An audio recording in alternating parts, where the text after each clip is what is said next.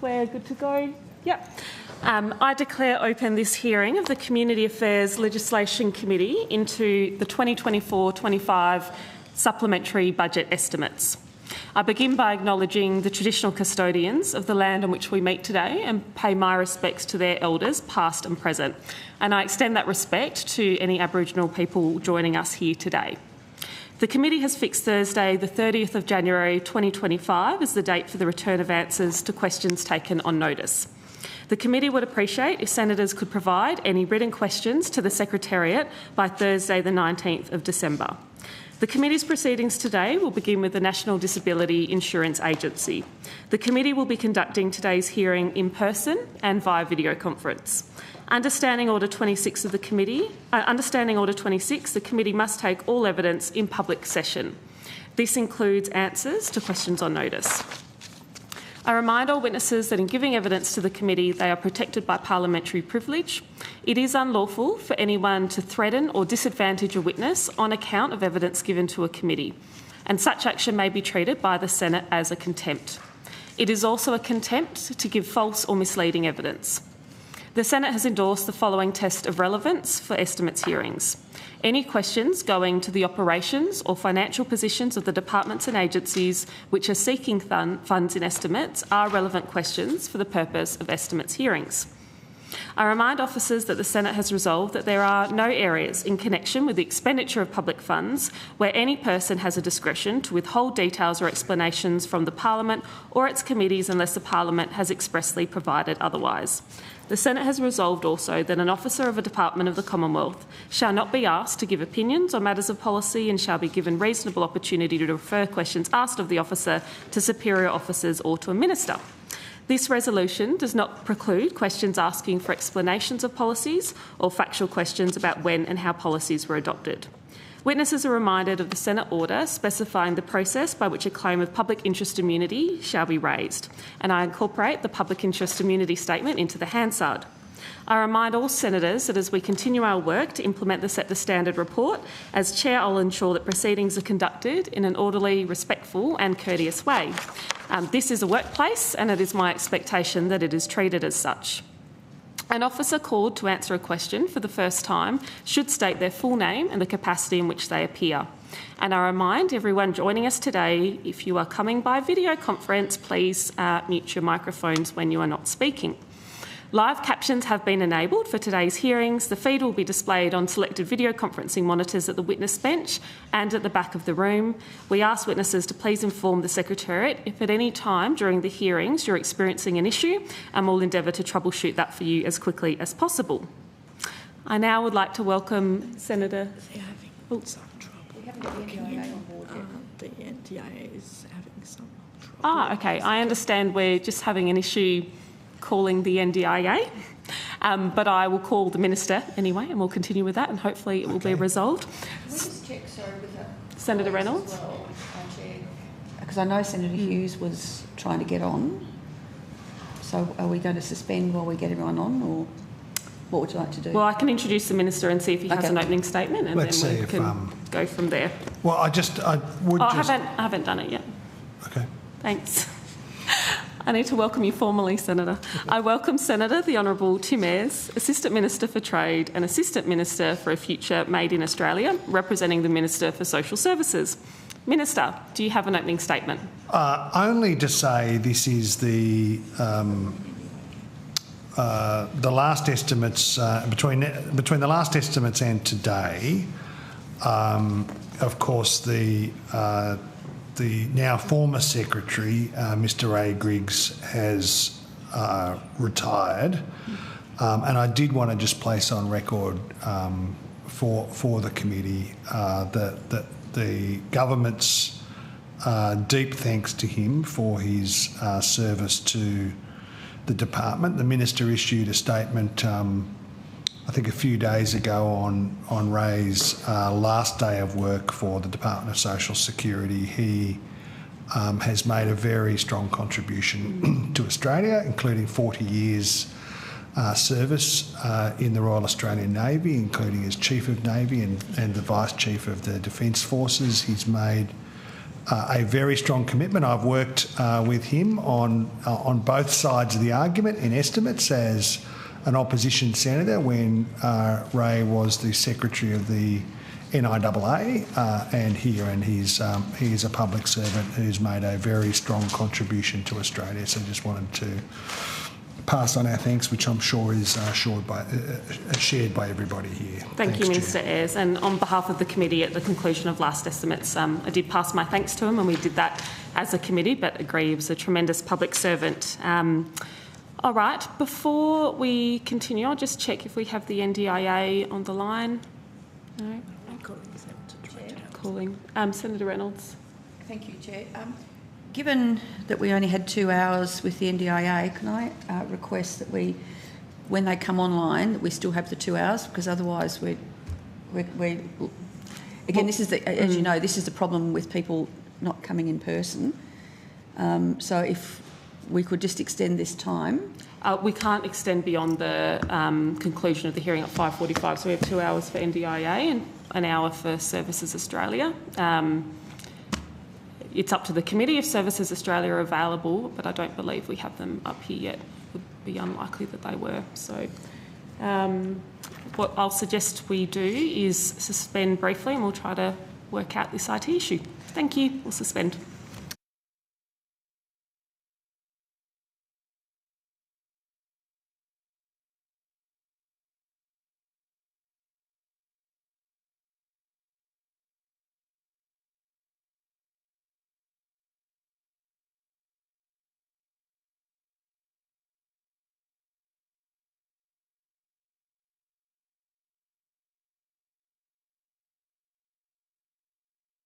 And I welcome via video conference the Chief Executive Officer of the National Disability Insurance Agency, Ms Rebecca Falkingham, PSM.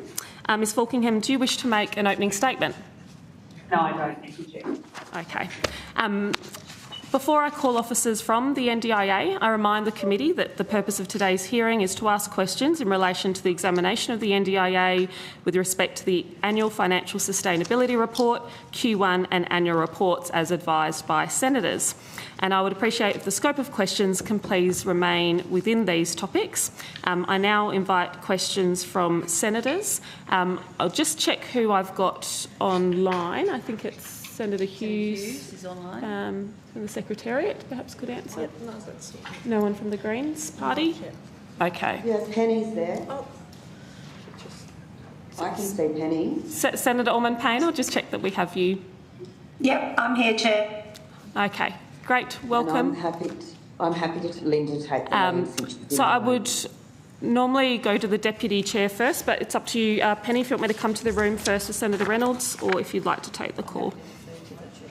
Chair, I actually only have questions for Services Australia, so I'm very happy to pass over to the others. All right, thank you. So, Senator Reynolds, I'll start the call with you. I understand Senator Urquhart has questions as well, so I'll seek to rotate the call at about 15, but I'll give you a nudge if you require it. So, Senator Reynolds, you have the call. Thank you very much, Chair. Can we get the NDIA back up on the screen?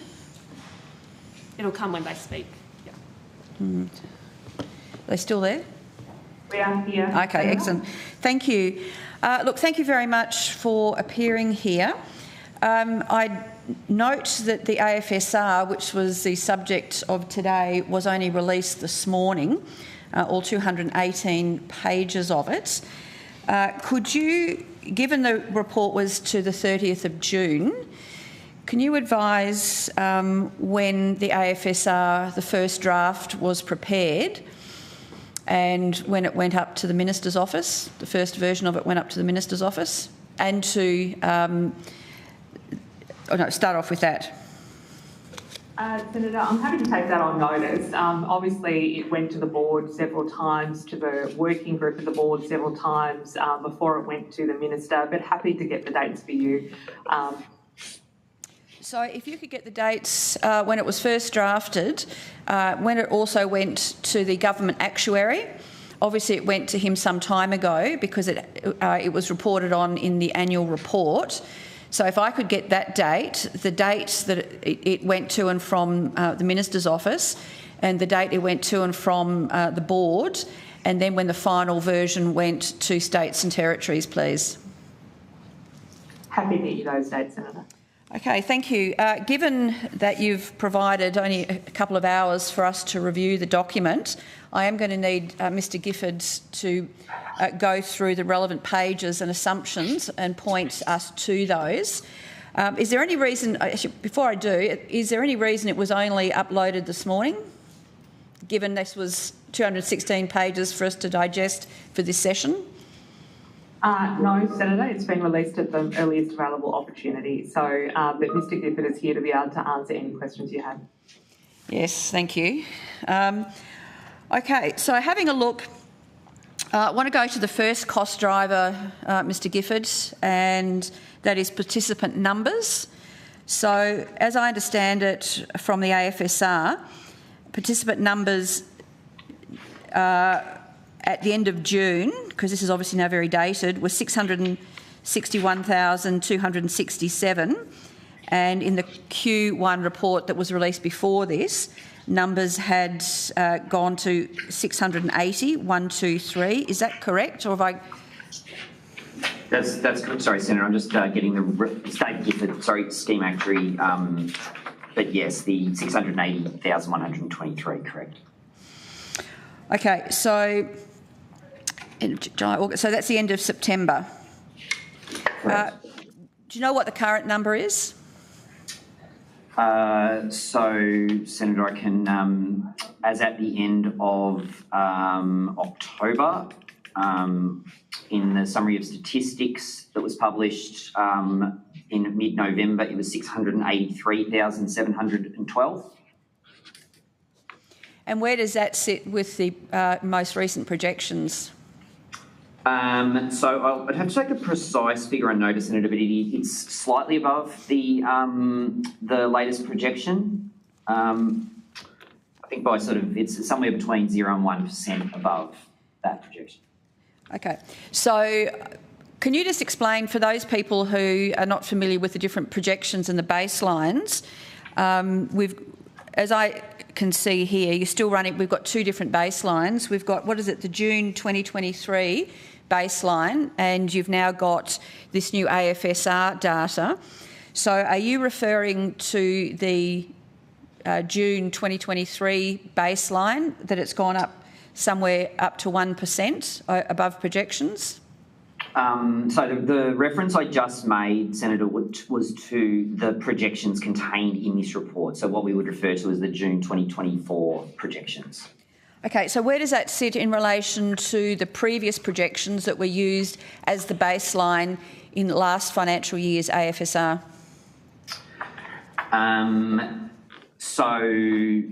Look, I'd have to take the precise figure on notice, Senator, but the projected number of participants from June 2023 was higher. So the latest number of participants we've got, I think, would almost certainly be below that previous projection. Rather than having to take it on notice, that would be in section 5. So do you want to go to section 5 to refresh your memory, and you can walk us through that?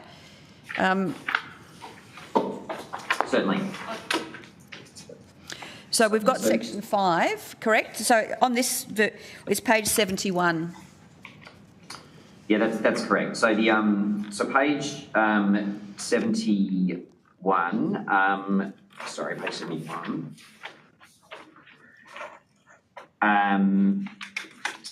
So page 71 is the projection from within this AFSR, the June 2024 projection that, the actual number at June 2024 was the 661,267 that you referred to earlier. Yes. And then the projection at the end of the financial year, 721,584. This table doesn't break down the monthly projections, but as I said, the number as at the end of October was slightly, I could give you the precise figure on notice, but slightly above the projected figure at the end of October. Okay, which means that it's over projection. So this is just for the first driver of cost. It's over projection, significantly over projection, which is sort of up to 1%, which in the terms of these numbers, it's actually, in the thousands. But so in relation to the June 2024 that were based for last year's budget, it would then be well over 1% over that baseline number, which formed the basis of the forward estimate numbers in the budget, correct? So that was what was used for last year's budget. So this would probably be, rough calculation, 2% over last year's budget, baseline numbers. So, Senator, as I said, I'd need to take the projection of participant numbers from the previous AFSR, if that's what you're referring to. Sorry, I do have that figure actually is in the report on page 78, if you wish to take a look at that. And the projected number of participants at June 2024 from the previous report, it's in the chart on page 78, 668,907. So you can see that that's about 7,500 higher than the number we actually had at the end of this, as at June 2024. So the number that we actually have at the end of October, I'm pretty confident in saying would be below the number from last year's AFSR. But you'll take that on notice. I'll take the precise figure on notice, correct. Thank you, because had we had an extra day, I could have actually gone through and checked the figures from the last one. However, if you can provide that on notice. So the next question is, so the report says that this growth is annualised, is now, so it's on 12.1% growth in participant numbers. Is that correct? You might just have to point me to that specific reference, Senator. The total projected growth in participant numbers in on page 71 that you just referred to. The total growth in participants over the 24-25 financial year is from 661,000 to 721,000. I think that's a little bit, just off the top of my head, that's about 9% annually. So the 12.1 you referred to, you might just need to point. But this report, the latest one released, is the older of the Q1 report. The Q1 report, which we've had time to read, which is your own report as well, Mr Gifford, says it's round about, I understand, 12%. Sorry, I think you... So for Q1... Just let him answer. Because he's not... It's very difficult with the delay, the captions and the video, so like many senators aren't. Mr Gifford, if you want to answer. Sorry, Senator. I think I'm guessing that you're referring to the figure in the quarterly report, which refers to the 2.9% for the quarter. That's correct. And I'm imagining that figure on an annualised basis is 12.1%. That's correct. Yeah. So, okay. So at the moment, with the latest data you've got, which is reinforced by the October figures, is that it is increasing somewhere around 12%, give or take a little bit. Yeah, look. As I said, I mean, it's the actual number of participants at the end of October was less than 1% more than what was projected. I'll take the precise figure on notice. So, but it's over. So basically, for anybody listening, the projections is over your revised base. So you're over projection what was actually in the budget. Yeah, I mean, I'll just make one additional comment, Senator, that obviously, you know, as we've discussed previously in estimates, I mean, there is a bit of month-to-month volatility in various, metrics. I think with the number of new participants, there was we'll come to them. Probably a small. Well, sorry. So the total number of participants, but there was probably a small. It's reasonable to surmise there was a small catch-up in the number of new participants who came into the scheme in that September quarter, and the number, as I said, the growth in number of participants in the month of October was only a little over 3,000. So that was actually a little bit lower, or quite a bit lower actually, than we observed in the first 3 months of the financial year. So there was quite a bit of volatility from those first 3 months to that 4th month. Which is why also we don't just look at 1 quarter annualised, you actually go back and compare it to the same quarter the previous year to see the trends. And again, on that one, it is still up. But I'll get that number from the 2022-23 report. Sure. Mr Gifford, can we please go to table 5.6 on page 74?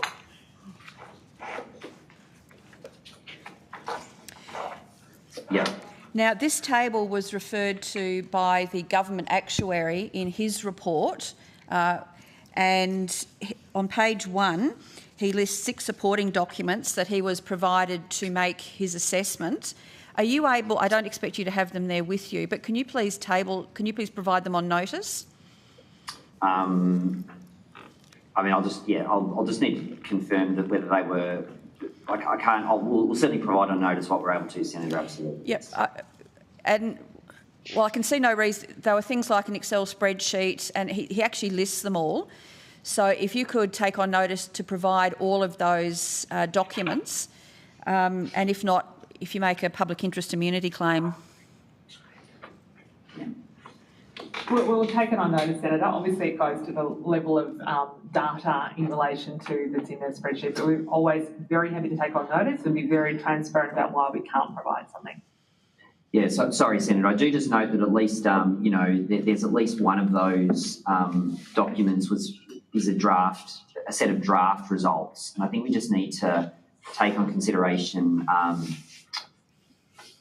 the appropriateness of providing draft results. But we'll certainly, as I said, we'll take on notice what we possibly can provide. Mr Gifford, if that's the case, that is, so if that draft information was what was provided to the government actuary and he has made his findings based on that draft information, can you please advise us then whether there were any changes to that draft information and if that revised information was actually provided to the actuary, because it may well need it, he would have needed to have changed his assessment if the data had changed.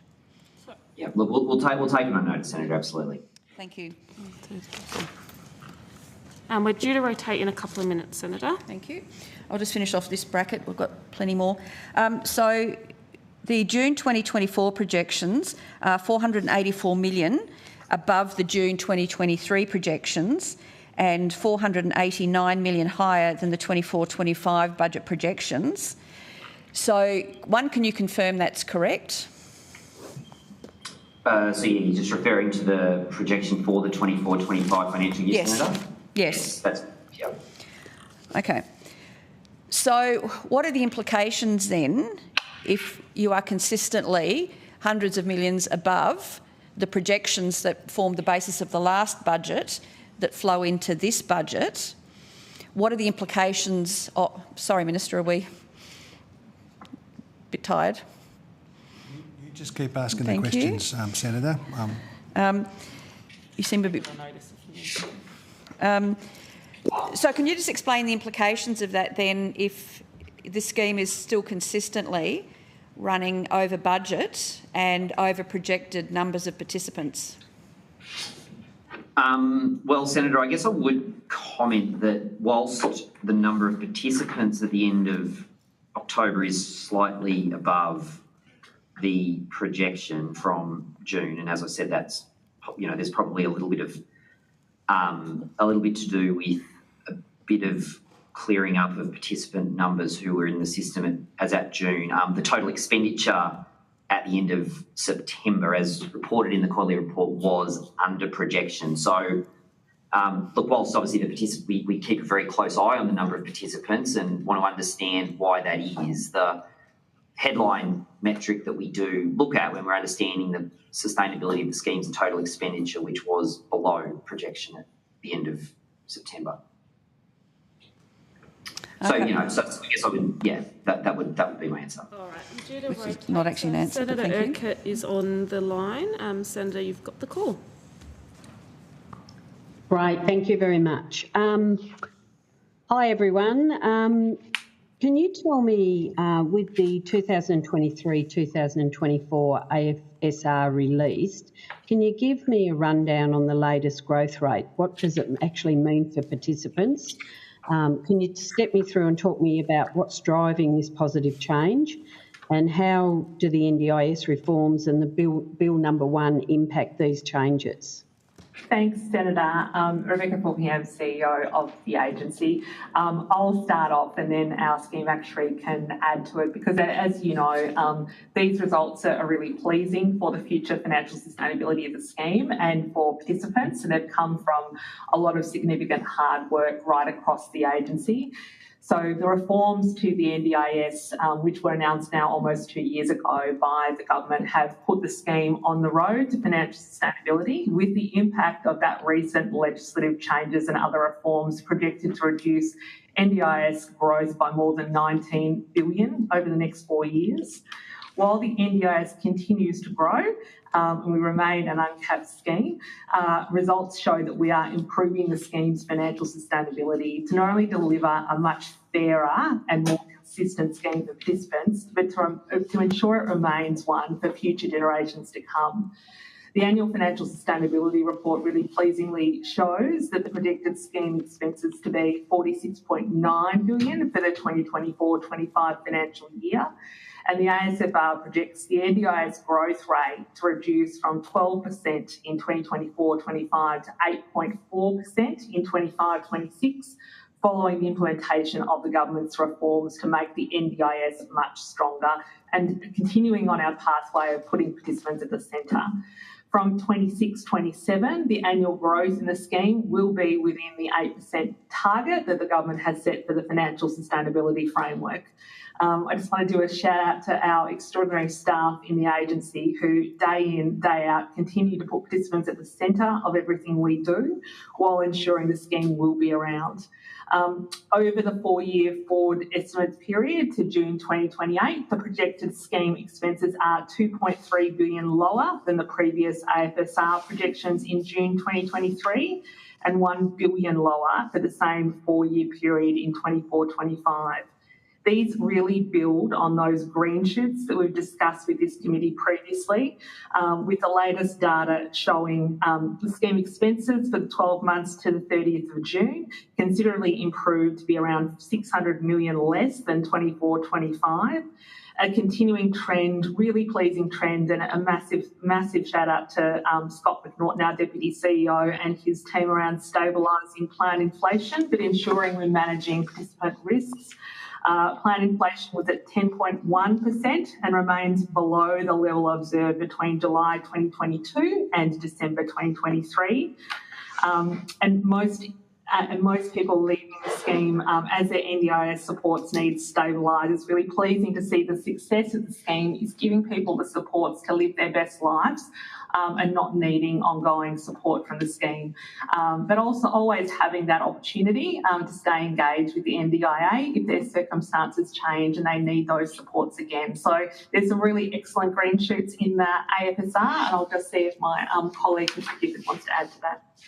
Yeah, one additional comment I might make, Senator, is that within the growth rates that Ms Falkingham quoted, I would note that from a participant point of view, there is still allowance for cost per participant to grow by approximately 3 to 4% in real terms. So I guess what that does represent is that participants' plans will grow where there's reasonable circumstances for them to do so. So the total growth targets that have been set to include that allowance. But look, apart from that, I think Ms Falkner's done a really good summary of the AFSR. Yeah, fantastic. It's really, really great to hear. I'm just wondering, can you tell me about the improvements in participant outcomes that are outlined in the latest quarterly report? I mean, you've given us a really good snapshot of how the actual fiscal position's improving, but can you talk to me about the improvement in the participants' outcomes? Yep. Yes, thanks, Senator. So look, I mean, there's a number of outcomes in the quarterly report that are highlighted. I'll just go to sort of a few of the key ones that the participants who aged 15 years or older who've been in the scheme for 2 years or more, there's over 20% improvement in the proportion of participants reporting improved participation in social and community activities. Participation in work for participants aged 15 to 24 has more than doubled from baseline, in other words, from when they entered the scheme. Participants in the scheme for 2 years or more, there's an increase of 6% in the proportion of their families and carers who are reporting being in paid employment. And finally, of more than 3/4 of participants aged 15 years or older who have been in the scheme for more than 2 years report that the scheme has helped them to have greater choice and control in their lives. So, as I said, look, there's a lot of, as I think you're probably well aware, we gather a lot of detail about these outcomes. They're probably a few of the key highlights that we call out. Yeah, that's really, really fantastic because it's really what the scheme was meant to do. Can you also touch on some of the financial numbers in the annual report? And if you could unpack for me what some of the drivers of the improved performance are, what actually has made that occur? So, Senator, sorry, you're referring to the annual report or the quarterly report? Yep. No, the annual report, Yeah. So I think that maybe the key result in the annual report in relation to the financial performance is that, Ms. Falkingham's just given a summary of the latest scheme projections that were contained in a summary of which is contained in the annual report. Probably the other critical or the other significant financial outcome reported in the annual report is that scheme expenditure for the 23-24 financial year was approximately $600 million below the estimate that was contained in the 24-25 budget. So that was that's probably a little over it's a little over 1% below the figure that was contained in the 24-25 budget. The other probably key statistic, and I might just need to take the exact figure on notice, but that the trend of increasing plan inflation that had been seeing for probably a couple of years certainly showed some stabilisation in the 6 months to June. So I can probably take the precise figure regarding that on notice. That'd be great, because my next question was around the plans that you've got for inflation, and particularly what do you expect to happen with some of the latest reforms being implemented, particularly those ones for planned inflation. Thanks, Senator. We might ask our Deputy CEO, Scott McNaught, who's been leading a lot of the work on planned inflation with participants at the centre, to respond to this one. Thank you. Scott McNaught, Deputy CEO of Service Delivery. Thanks. We've been doing a lot of work on improving the capability of the frontline service delivery network over the last 12 to 18 months. As you'll be aware, we got a good boost to our funding in the 23-24 budget initiative, and that's allowed us to build out our frontline capability, as well as to invest into some more of our specialist pathways. So we've got more dedicated planners in areas such as home and living, and in our specialist teams, in our complex areas, our hospital discharge teams, and our justice teams. So there's a lot more work to support people who need that more higher level intervention. We're also doing a lot of work. One of the reforms was to have a focus on looking at more contemporary models to home and living decisions rather than supported independent living as a default. So we have a dedicated team of people helping participants explore more contemporary options rather than to sort of defaulting to more supported independent living settings in all cases. So that's proved a really good outcome for participants as well as for sustainability. And we'll just give me, sorry, just on that point, can you just give me a really quick example of what you mean by that contemporary sort of option? Yeah, sure, Senator. So traditionally what used to happen is someone would apply essentially for a supported independent living package of supports. And if they met that threshold, they would usually get that. I checked the number with the actuary, but the average plan for someone in supported independent living is probably around $440,000 a year. So they're quite, there's a lot of supports put into those plans. But what we started to hear from participants is, are there more modern ways of doing it? Could I rent with my friends and get drop-in supports or some assistance with daily living and live in my own accommodation? I want to live with a couple of mates and do what we call an innovative living option support. So there are different ways, and sometimes we fund people just to explore different models rather than having to go and default to a supported independent living. So we help people explore more contemporary options, and we've had some really good stories through that as well. That's great. Fantastic. Can you tell me, I mean, that's obviously one of the areas that you're working on to improve participant outcomes. Are there any other areas that you really want to highlight that you think are that the NDIA is now currently working on that will improve outcomes for participants? Yeah, thanks, Senator. We're continuing to work on areas such as how we can support people to build their independence and capability. As Mr. Gifford mentioned, one of our areas of focus is transition from school to work. So we can see people entering the workforce where they can and supporting people to get a job. So that's a really important area as part of those life event-based planning decisions that we're trying to do. We're also doing more and more work for people who might be in specialist areas, as I mentioned, in our justice settings or in our complex support needs pathway. I'm still doing a lot of work with young people in residential aged care to see if there's better alternate ways that they could reside in more contemporary living arrangements. So a lot of work with the planning team about what are those key life events to help people transition to those, whether it's school to work, whether that's children in the early intervention pathways, graduating into the school systems, getting people ready, school leaver employment programs or other things that we're investing in, helping people move from education into the workforce. So those key areas of focus will continue for us, Senator. Yeah, and that improvement in people moving into work, whether it's out of school or, just moving into work, what have been the key drivers around that, do you think? There's a lot of work that we've been doing as part of our employment strategy, also working with the disability employment sector and other sectors around the crossover between those. But one of the early learnings for us is starting that journey early. So person on the scheme who's going through secondary school, working through, there's a funded program, we call it School Leaver Employment Services or SLES internally. Excuse me. So how do we fund that and support a person to think through those really important life transitions at that stage? I think just to add to that, Senator, that obviously as part of our refresh strategy now, that as Ms McNaughton says, that real focus on speaking to kids before they're at that point of leaving school is so critical to what we're driving in terms of better employment outcomes.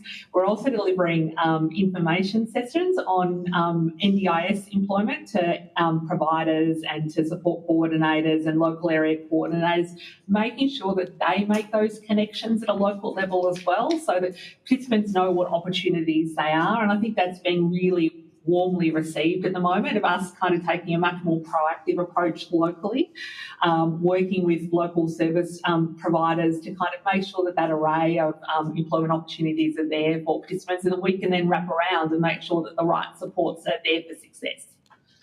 So is that part of the work that the local area coordinators are doing? Is that sort of working with employers, and are you finding that more employers are sort of more receptive to, employing someone with a disability?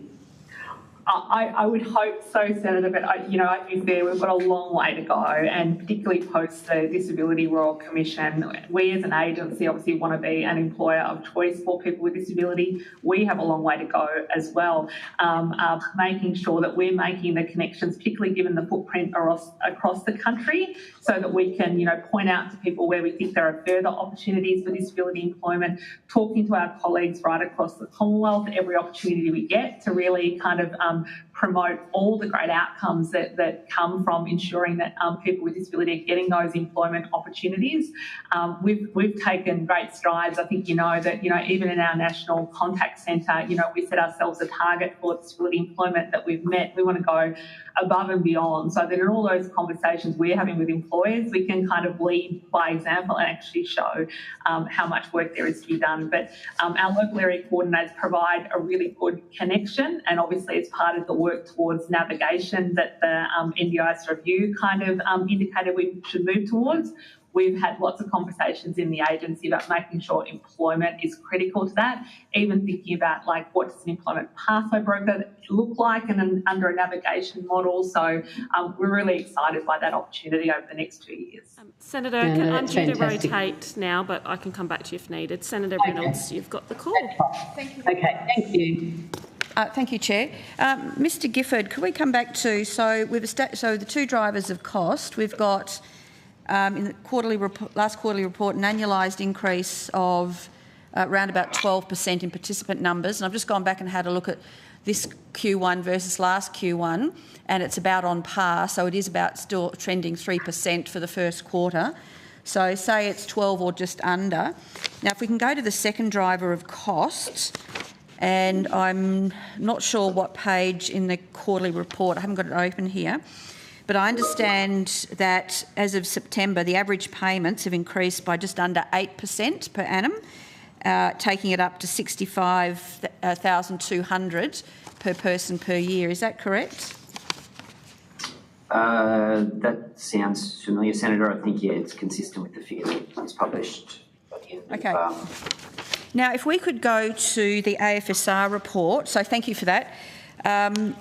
So if we can have a look at the split of your numbers. So this is table 5.2, and we'll just run through Chapter 5 reports, page 72 of the AFSR.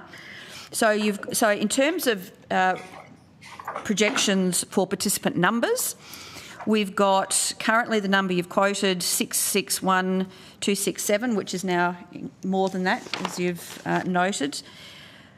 And then you're projecting by 2034, so you've got it split between existing scheme participants, so those people who are on the scheme today who will still be on the scheme in 10 years' time. So that's reduced by nearly 150,000 people, round about just over 90,000 people you've got coming off the scheme in the next, or over the forward estimates. Is that about right? It's table 5.2. It looks closer to 80,000, Senator, but give or take, sure. Okay. Sorry, my maths is not great. I'm just doing this on the fly. So 80,000 over the forward estimates. And then you've got 150,000 people coming off the scheme who are existing on the scheme today. Is that about right? Maybe just under 140, 150. Approximately. I think it's really important to contextualise those numbers, Senator. So we're not suggesting... I want to ask this question. Sorry, Ms Fulkingham. Senator Reynolds, the agency is able to finish an answer to a question as they see fit. I do want to come to that, Ms Fulkingham. The call will come back to you, Senator Reynolds. So, Ms Fulkingham, you can finish your answer, and then Senator Reynolds, you can ask a question. Ms Fulkingham. It's going to take a lot of time. Thanks, Chair. As everyone would be aware, at National Cabinet in December 2023, there was a really historic decision kind of taken in relation to the need for foundational support. So that's putting in place the scaffolding that the scheme always envisaged around having targeted and general supports, and our colleagues in DSS can speak about that more. But I think it's important when we're talking about these numbers to make it clear that those people will continue with supports through the foundational supports program that is currently being discussed between the Commonwealth and the states and territories. Thank you very much for that clarification, Ms Fulkingham. I appreciate that. But I've just got a series of questions that relate to this. So for time, if I could just ask for the numbers to start with, because this is what this is about. So we've got over the forward, so in table 5.2, we've got the 80,000 plus coming off over the forward estimate, so over the next 4 years. We've got 140 to 150 coming off the scheme over 10 years. And then we come into table 5.3, which has a curious symmetry to it, that by 2034, 50% of participants will be existing scheme participants and 50% will be future participants. Now, that is actually quite significant when you come, I think, and this is what I want to unpack, if you could unpack, Mr Gifford, on page 73, there's a note that says that by that time, 33-34, 68% of projected expenses will relate to existing scheme participants, which are those who are currently on the scheme, that 50%, but only 32% will relate to new entrants, which is another 50%. So can you please give us a quick summary of why that is, and then if you've got more detailed data, if you can put that on notice? Sure, Senator. So I think, the short answer is that on average, existing participants are more expensive than new entrants to the scheme. The sort of simplest way to explain that is that, people, there were many people who transitioned into the scheme with high needs when the scheme's established. Many of those, not all of those, but many of those are SIL participants receiving high levels of supports. Whilst we do get we do get new SIL participants year by year, the number of those new participants who receive high levels of support is lower relative to existing numbers. And a larger proportion of new participants entering the scheme tend to be children who have lower annual expenditure. So, yeah, it's really a simple matter of the mix of existing participants and their needs as opposed to the mix of new participants. Could you please take on... So it's hard to actually have a look at this further without the assumptions that underpin that. So could you take on notice the assumptions that have underpinned that? Because that actually sounds counterintuitive to what's actually happening with the scheme. And as Ms Falkingham has just said, a large number of participants with lower needs are supposed to be coming off the scheme to go into other foundational supports. So that does actually, on the face of it, seem counterintuitive that the next lot, the 500,000 people coming into the scheme, will on average be far lower support requirements than those currently on the scheme, when you're actually, by your own, by the government's own commentary, currently removing, and we'll come to the numbers of people, the 140-odd thousand people that Ms Falkingham said will come off the scheme. They're not high support needs. So can you just explain that a bit further, because it does appear very counterintuitive?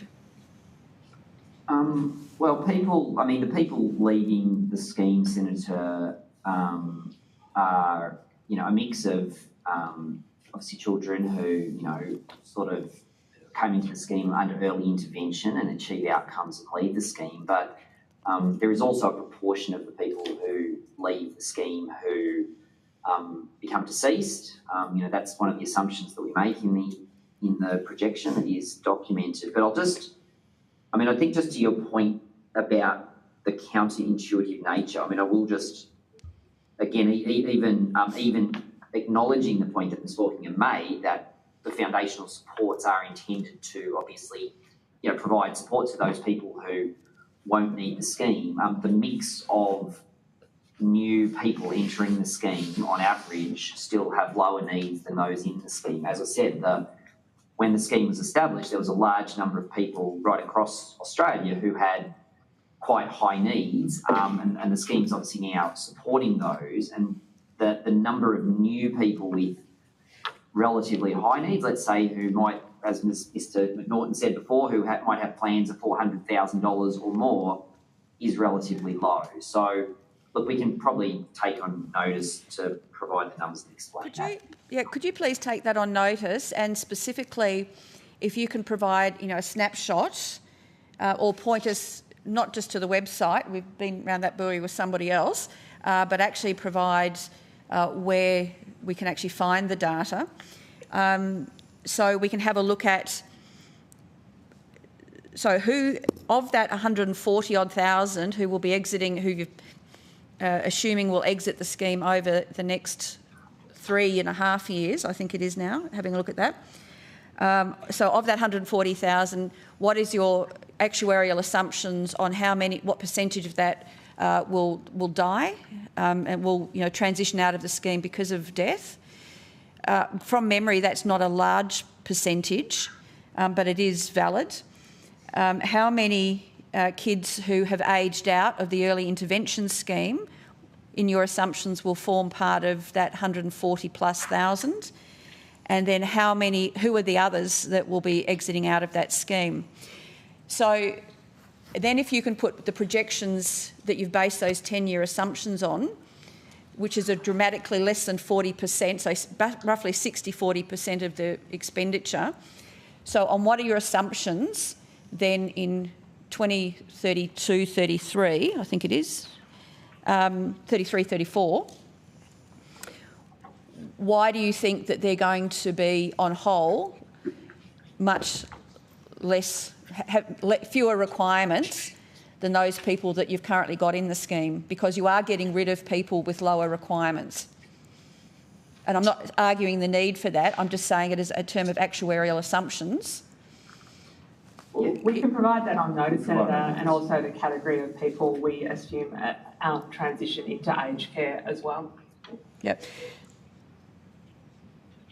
So just on that point, and perhaps if you could provide further clarification, because from recollection, the past financial sustainability reports have also assumed the aspects of schemes would moderate over the medium to long term, but that certainly has never happened so far.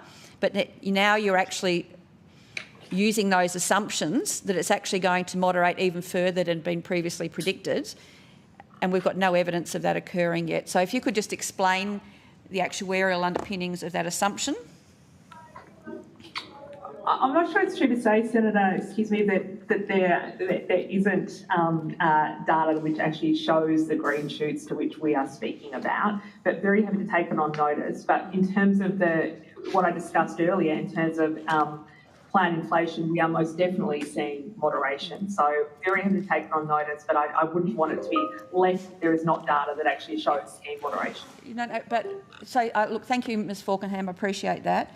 But we've just ascertained that participant numbers are still up around 12% and will be nearly doubling over the next 10 years, up to over 1 million participants. We've also got that average payments per person on that increased number is still going up above projections, and it's not at all clear how what is currently in the budget, because every budget under the previous government in recent years and also this current government, projections have never been met and tens of billions of dollars have actually needed to be spent. And having a look at these figures here, I don't doubt that you're seeing some green shoots, but what I'm looking at is what is the data to underpin the very optimistic numbers in the budget that are reflected in the AFSR. Sure, I think it is clear, but we'll provide you information on notice that explains it. Thank you. Now, can I then unpack this a little bit further? So, in the Q1 reports, I just wanted to pick up the issue you raised of mortality rates. So, in the Q1 report, it said the number of people leaving the NDIS for non-mortality reasons has increased and is continuing to increase. Do you have a mortality number there or a percentage? Well, you would have an actual number and also a percentage of those leaving. I don't have in front of me, Senator, the number who left the scheme due to mortality reasons in the quarter. I mean, I can refer you to there's a chart in the AFSR that shows the estimated number of people leaving the scheme for mortality reasons, which is on page 85 of the report. Thank you. Let's go to that. 0.8% per annum.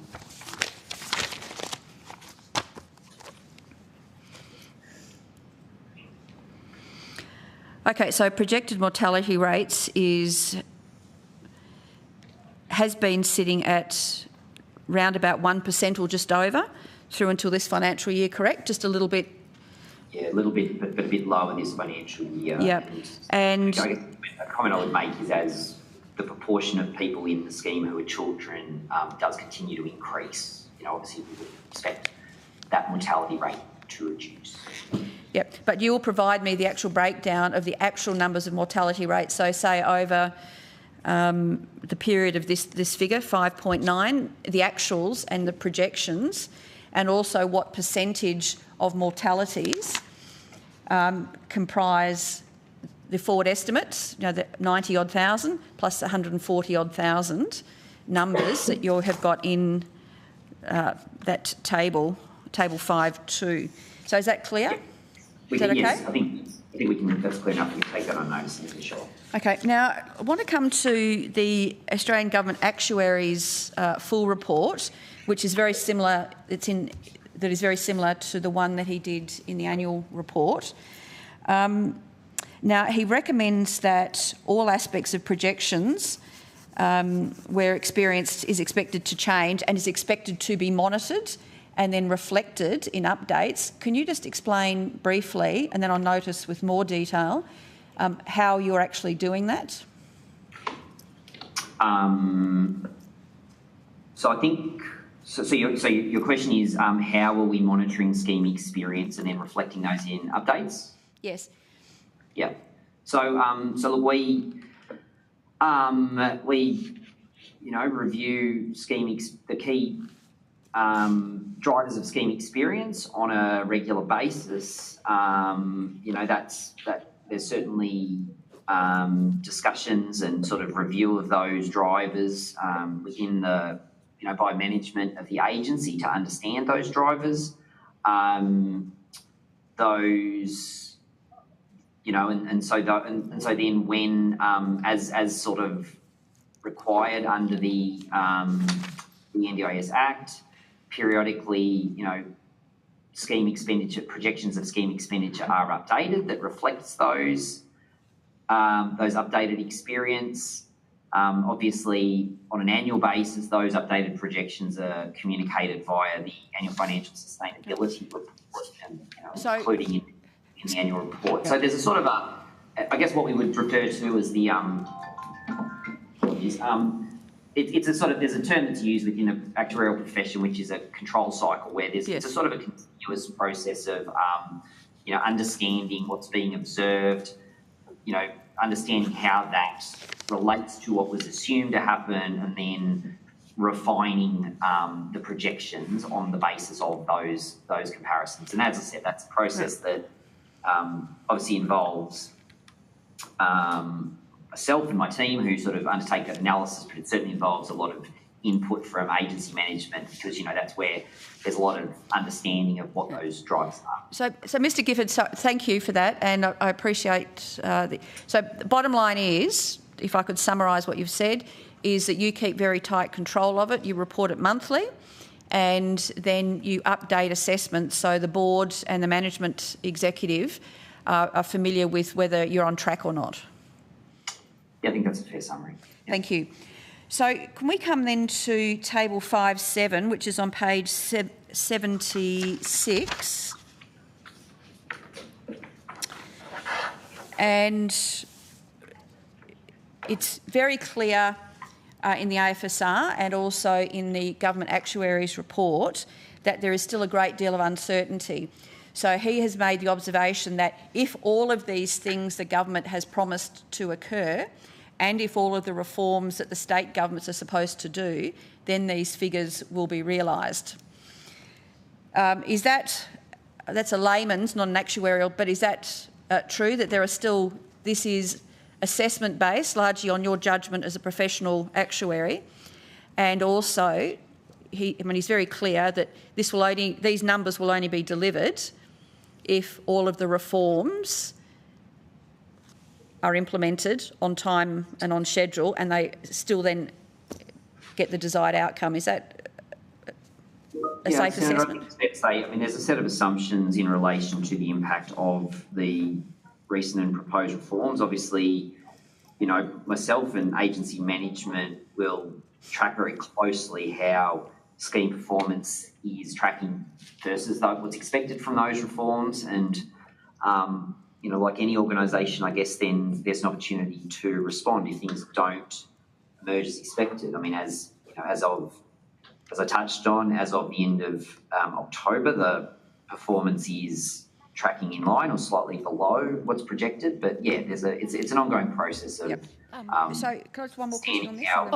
I'm likely going to extend your call for 15. I'm just going to just clarify who's online. So, Senator Reynolds, I would normally be due to rotate the call. I think I've got another block from Senator Pratt. I just want to check if Senator Steele-John is on the line because the Greens requested this spillover as well. He was going to be. He's not. Okay. Well, in the absence of the Greens, what I suggest is I'll extend your call for another 15 minutes and I'll pass to Senator Pratt, and then if we don't have Senator Steele-John here, we'll come back to the opposition, so Senator Reynolds. Thank you. Thank you, Chair. So at the bottom of table 5.7, it again makes that clear. Actual experience and assumptions change made since the budget projections before recent and proposed reforms reduced the budget baseline. Now, could you advise, are you able to now provide detail of what specifically those reforms are and your assumptions that underpin each one of those reforms and how each one of those reforms has impacted the budget bottom line? So that's the ones that are in the federal government's control. And secondly, if the foundational supports, which have obviously been factored into the budget, if you could advise how those foundational supports, none of the states and territories have signed up to them yet and have certainly not allocated any money. So when did your assumptions start to kick in terms of the savings that will be realised from these reforms that are clearly noted as a risk? We can take that on notice for you, Senator, but I guess I would say for the first time in the scheme's history, through the passage of the legislation, through the work that we're doing on the new support needs assessment, on the new budget tool, we've never had greater tools and levers in the agency in relation to being able to manage and deliver on these assumptions, but very happy to give you a granular breakdown of how we get to those points. Yeah. So I appreciate that, Ms Falkingham, because that is actually the subject of this spillover estimates, is actually to understand, because we're talking about projection over $200 billion expenditure on this scheme. So actually understanding the assumptions that underpin, realising that, because at the moment these reforms have not been implemented, and certainly the foundational reforms where 140 odd, or minus people who are deceased, coming off, at the moment there is no one to support them either. So and as you know, we've been around this many times, what is now the granular detail of these reforms and how are they being inputted and factored into the budget in terms of your appropriations? And what year do each of those kick in and to what percentage? And particularly in relation to maybe just a quick question, then not on notice, that I'm sure Mr Gifford has to hand, but in what year are you starting to bank savings in your budget for foundational supports as people come off the scheme? Senator, so I suppose your original question did relate to the reforms in their entirety, yes. Did you want to speak to those? Sorry, so in context, we've gone around this question many times in terms of the last 3 budgets at least, in terms of trying to look for clarity about, in the budget papers it talks about the sustainability framework, which we haven't got any information on yet, 2.5 years later. But now specifically, what are the individual reforms that have been implemented or at least budgeted for in this document? And the actuary talks about, the government actuary talks about it, these reports talk about it, the AFSR does. So what are the specific reforms? The ones that the federal government is responsible for implementing, and what are the savings associated over the forward estimates and then out to 10 years, and then what are the reforms and then the savings that have been already made over the 10 years for foundational supports and for what these states and territories are supposed to pick up? I would say, Senator, we've gone through in a lot of detail with the committee the government's investment starting 2 years ago in relation to the reform for outcomes. So that has gone through. We've gone through with the committee the investment in the workforce, the changes around supported independent living. We've gone through the approach in relation to home and living more generally. We've gone through the work on some of the investment in specialised services within the agency. Obviously, the legislation was passed by the Parliament. We've had an NDIS review that sets out very clearly the architecture for the future sustainability of the scheme. So I'll pass to Mr Gifford, but we have gone through in a lot of detail over the last 2 years the specifics about the reforms and how they align with the AFSR. I appreciate this, Ms Falkingham, and yes, we have talked in generalities. And we've had a lot of government sort of very high-level releases, but what we haven't had, and that's what I'm now asking for, is Mr Gifford's assumptions and data that has gone into. So it's not just saying we have made staff changes, it's what are the assumptions that these staff changes, what is the linkage between that reform and specific dollars in the budget, or fewer dollars in the budget, and including the foundational. So maybe I'll ask it a different way. I mean, I know we understand each other, because we've been around this before, but maybe can I ask, has any modelling been done surrounding the implementation of the foundational supports? Any financial modelling that's inputted into the budget at all? Or to your AFSR figures? Yeah, Senator. So I mean, the report does refer to the fact that there is an allowance made in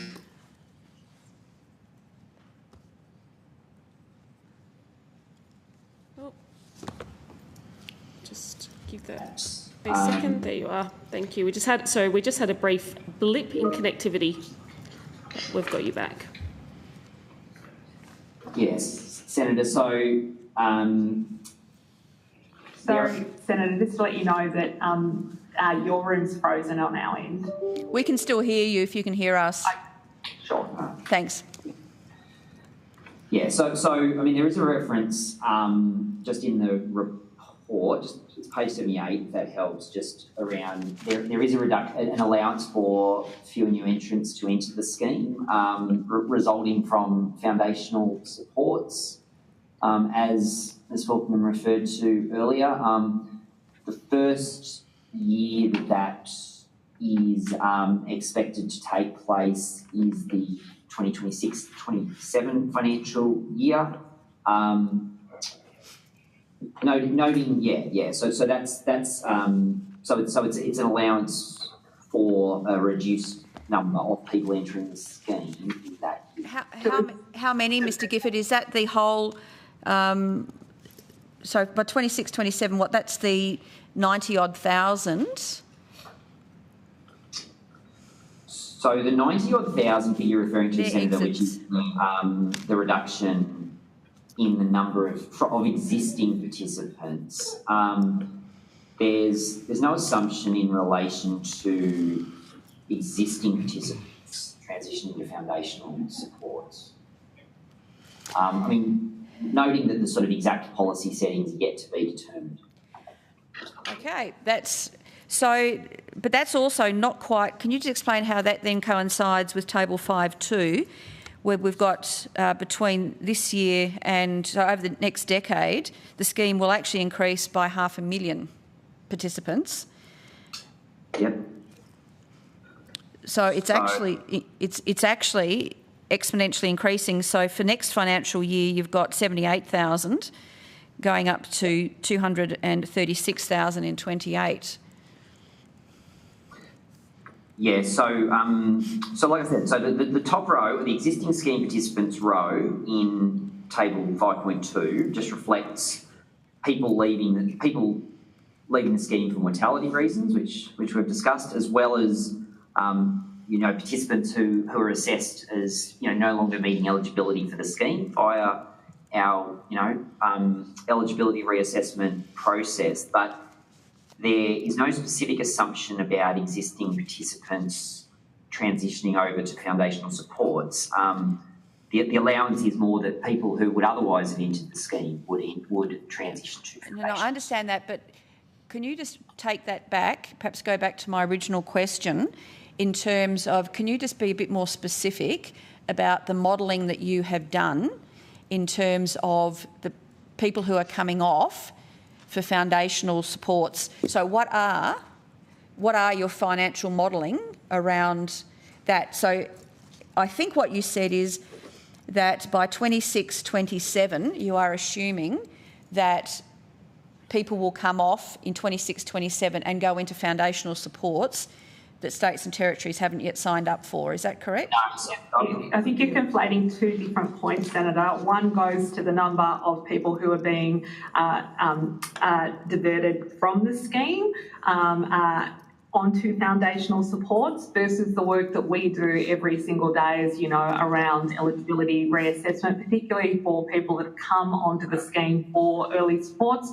As you know, it's critical that we work with those participants to understand where they are at various kind of age or assessment points. And Mr McNaughton might want to speak about that process, but they're two very, very different points on the number. No, I understand that, but coming back to what you said at the beginning, is that there's about 140,000 plus coming off over the coming off the scheme. Not coming off, being diverted from the scheme to foundational supports. That's why they're two very distinct points. Yes, no, I understand that. So you've got 140 people over the next 4 years coming off the scheme. No, Senator, they're being diverted from the scheme. They're very different concepts. Okay. Tomato, they're actually coming off the NDIS, and the plan is that they will go into a new, something different, supports that are funded by the states and territories of foundational supports. Or you now... Sorry, Senator, just to be really clear, there is no assumption that's made in this report of participants being diverted from the scheme to foundational supports. There is an assumption about future participants who otherwise might have entered the scheme going to foundational supports, but there's no assumption around people being diverted from the scheme to foundational. But I wrote it down, and you said at the beginning, of those 100 and I thought it was 150, you said 140 people who are coming off the scheme, which was table 5.2.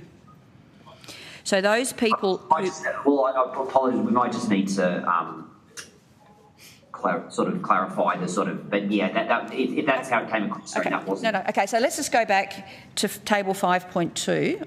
We can all agree, I think, from based on what you've said, that in that table it shows that 140-something people over the forward between this year and the end of 2028, 140,000 people who are currently on the scheme will no longer be on the scheme.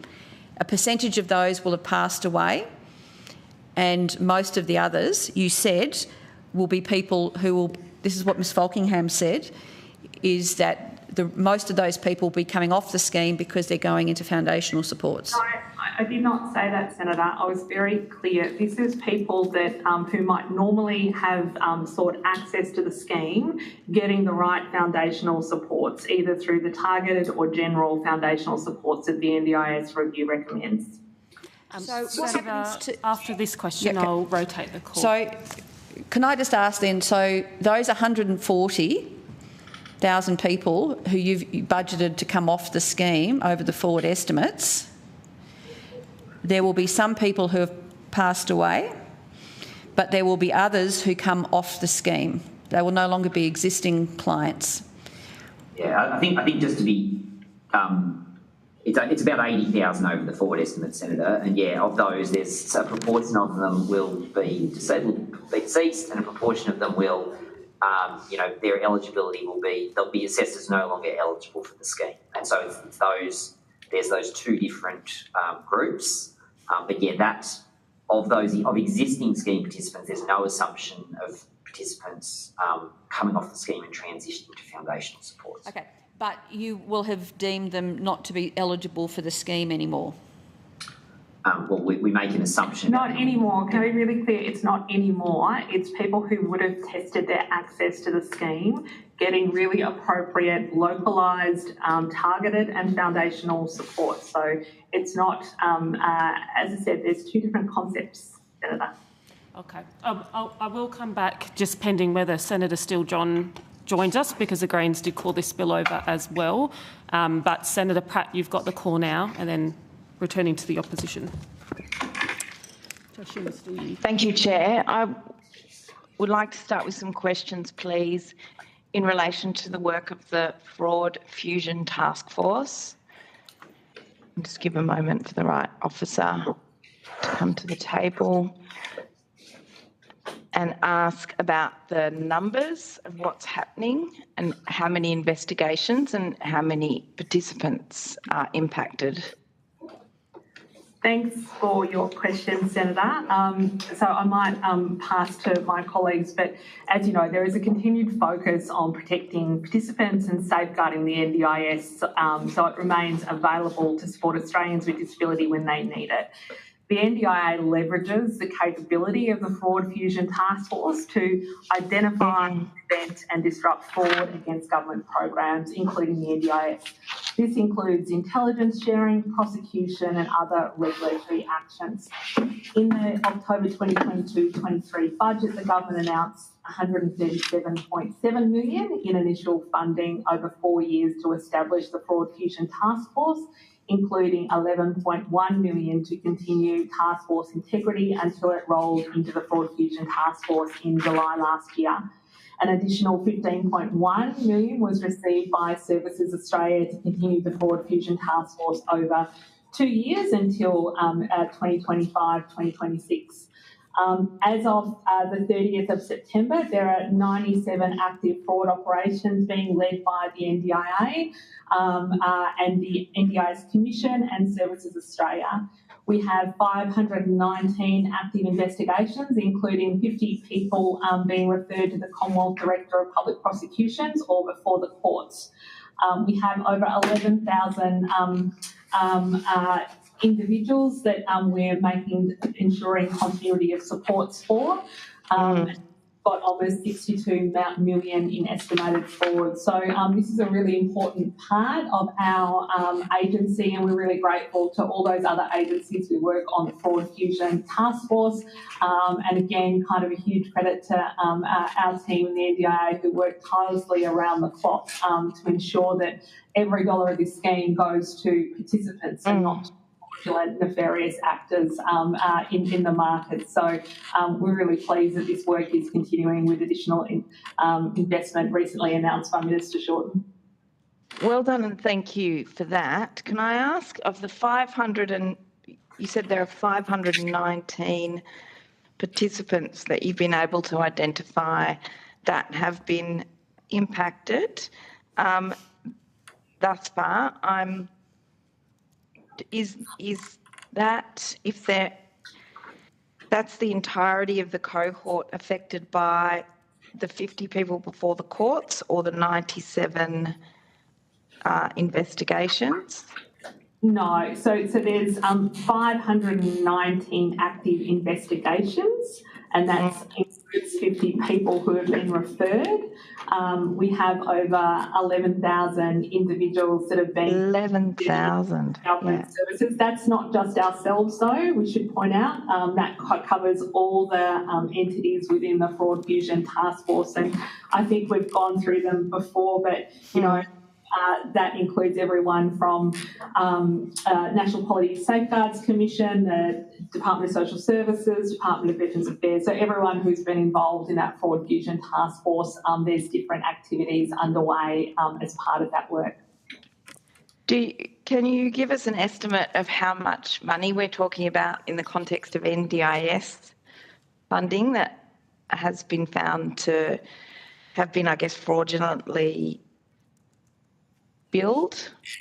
So through the Fraud Fusion Task Force, there's over 62 million estimated in fraud value, but obviously there's a lot of work that is currently still underway, and obviously we have our line where people can tip us off to fraudulent activities as well, but that is our current number.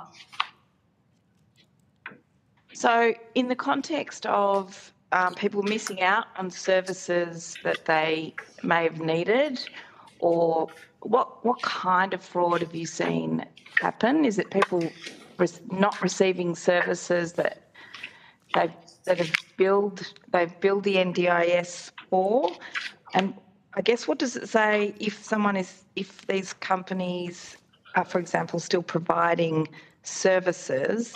It does call into question the quality and ethics of the services that are being delivered. It might not have been part of a fraudulent activity, but are associated with those same entities. What kinds of issues arise for participants when their provider is committing fraud? Thanks, Senator. It's a great question, and obviously we see everything from fraudulent activity in relation to access to the scheme all the way through to kind of providers kind of colluding in relation to expenditure on participants' plan. And I should point out that meeting with a lot of providers in my job, as I do every single day, on the most part, they are all extraordinary and do fantastic things and are deeply committed to the best possible participant outcomes. And there's obviously a code of conduct that everyone signs up to, but I know, speaking to them, that they're as frustrated as we are, that the terrible kind of flow-on impacts it has to the provider market overall. But we have a dedicated team that's known as our CERT team that exists in the agency that really do extraordinary work to wrap around and support a participant the minute we're aware of that kind of fraudulent activity. So I might ask our Deputy CEO, Scott McNaughton, through that work. Thank you, Ms. Falcon. I'm Scott McNaughton speaking, Senator. I think first and foremost, with any scheme integrity or fraud matter we're investigating, the participant welfare and risk lens is number one. And if we get any evidence to suggest that the participant is at risk, not getting the key services or supports that they need, we have a scheme integrity response team. So there's some of our most well-trained planners who will work very quickly, very swiftly to connect those participants to more reputable and registered service providers so they can get their critical care needs met through their support. So first and foremost, it's always from a participant welfare and risk lens from our perspective. So we will then take all the other legal and investigation procedures that need to be taken with the said providers.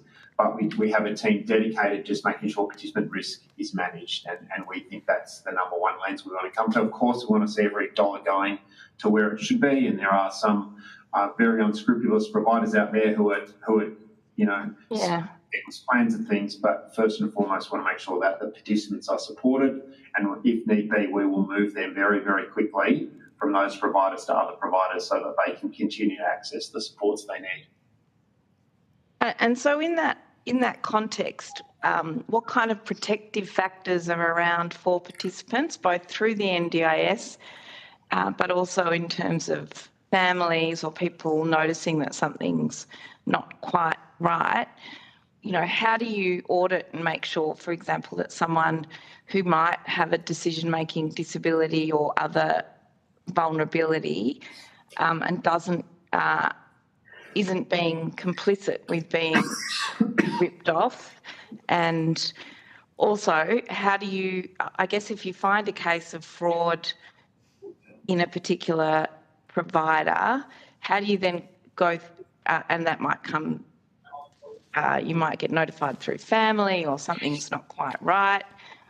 Are these providers particularly marketing or targeting more vulnerable people with disability, and how do we make sure those protective factors are around them so that you can uncover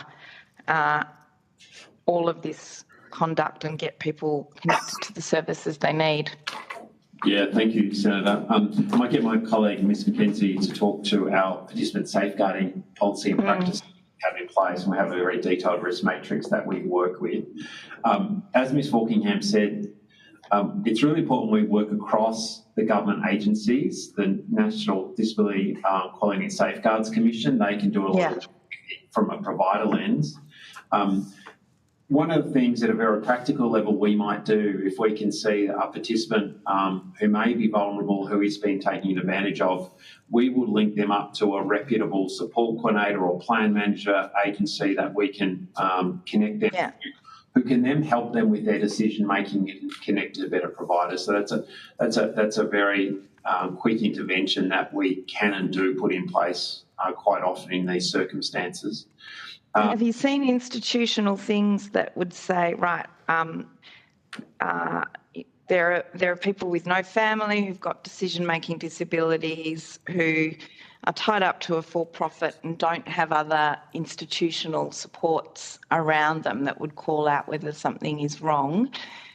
Are you able to, how do you, in your risk matrix, make sure that that their circumstances are being looked after, and that you find people who might be subject to that kind of fraud? Yes, and those are exactly the questions we ask as part of our risk assessment. Yeah, great. Susceptible to fraud, harm? Do they have any or good informal supports around them? Are they capable of making those decisions on their own, or do they need some assistance? And then the answers to those questions then determine our response. Whether funding in the plan, we need to connect them through guardianships or other support services. But then I might get Ms McKenzie to talk to our participant safeguarding policy. There's been a lot of work with the sector done on that. Thank you. I'd be pleased to hear from Ms McKenzie. Thank you, Senator. I'm Corrie McKenzie, Deputy CEO for Service Design and Improvement. The agency released last year a participant safeguarding policy. We developed working in co-design with disability representative organisations and with participants and members of our independent advisory council. And that policy really spoke to building on the work that we have in place already through the risk matrix that Mr McNaughton has talked to, and the kind of responses that all of our workforce use, and that's right across the areas which engage with participants. So from the service delivery teams working with Mr McNaughton, but also, for example, to our National Contact Centre. So the risk matrix applies through our systems and across all of those workforces. We're really concerned through the implementation of the participant safeguarding policy to really build on that work that's a really important foundation, to really strengthen our understanding, particularly of the evidence around risk factors that might indicate that a participant might need more support to really build out, for example, natural safeguards to confirm safety in a more acute circumstance. So, and really what the best evidence-based levers and supports that we might be able to put in place to not only address any immediate safety risk or concern for a participant, but also really to work with them to build natural safeguards and supports over time so that they're really well supported both in their decision making and in their personal circumstances as well. Obviously, the Disability Royal Commission and the NDIS review both had really strong recommendations about the approach that government systems, and particularly the NDIS, can and should take, and both really called out the safeguarding policy. And so that's a really significant piece of work in our reform program of work, which is really, as I said, about really building out that information to understand what information do we already have about participants that's really relevant, understanding their risk and safety, but also how can we most effectively support and enable them to be in safe circumstances, but also to to work to build, as I said, particularly with a focus on natural safeguards, so that they're connected to communities, connected to really good supports, supported in their decision making where that's relevant as well. So it is a really significant program of work, but as Mr. McNaughton said, something that is just fundamental to the work that we do. And while we have a whole range of efforts and activities in place, we think this is something that we can and should really continue to invest in. And there's no point at which we can be good enough in this area. So it's something that we're, as I say, is a really dedicated focus of work. Are there particular business models that, I guess all business models can have particular advantages for participants, but some can leave participants might also leave them more intrinsically vulnerable? Or, where do you see these problems arising? Are they small providers? Are they small independent one-on-one providers? Are they independent contractors? Are they big platforms? Are they charities? Or is it fairly spread out? I think, Senator, I might jump in there, and I know Mr. McNaughton can also speak to this. I think what we really see, and certainly what the evidence supports, is that it is usually a combination of risk factors. It's not a single red flag, if you will. There are small providers and independent contractors who provide extraordinary support to participants, and there are participants who live in a whole range of particular settings, both who are extremely well connected to communities and extremely well supported and safe in their environments, with lots of strong natural safeguards, and people who live in all sorts of different settings, for example, who for whom have many more risk factors and who don't have those connections. So it is really hard to kind of pinpoint a particular setting or a particular kind of nature of provider, or indeed a particular kind of attribute of a participant, for example. But there is very strong evidence.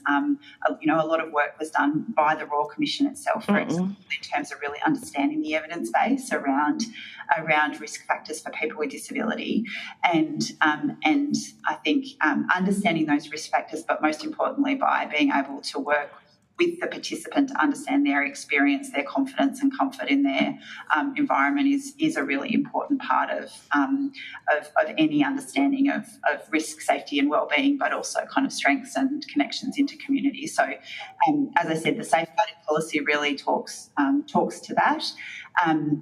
The other piece of work that I think is really relevant in this circumstance is also supported decision making and supported decision making policy, and certainly where really good supported decision making practices have been implemented within providers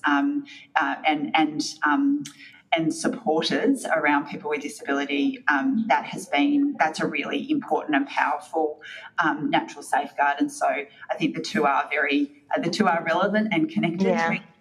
And certainly where we see really strong practices around supports for decision making, that we also frequently see really good natural safeguards in place as well, and that's really important because, of course, a person with disability who might have some decision support needs also has a really strong voice in that, which is one of the most critical natural safeguard too. And can I? I'm not sure how much more time I've got, Chair. I'm due to rotate the call now. I'm happy to leave it there then. Thank you. Thanks very much, Senator Pratt. Just before I pass the call back to Senator Reynolds, I just wanted to check if Senator Steele-John's on the line, give him the opportunity, given the Greens called the NDIA for this spillover as well. No? Okay, Senator Reynolds, and you've got the call.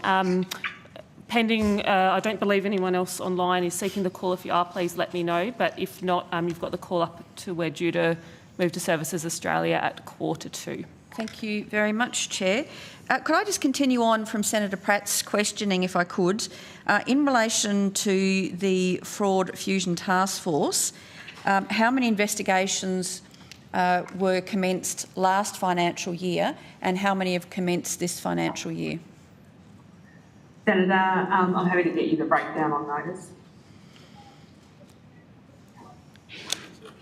Sorry, you do have or you don't have it on hand? I just said I'm happy to get the breakdown between the 2 financial years for you on notice. Oh, on notice. Sorry, I missed those. Sorry, missed that. Okay.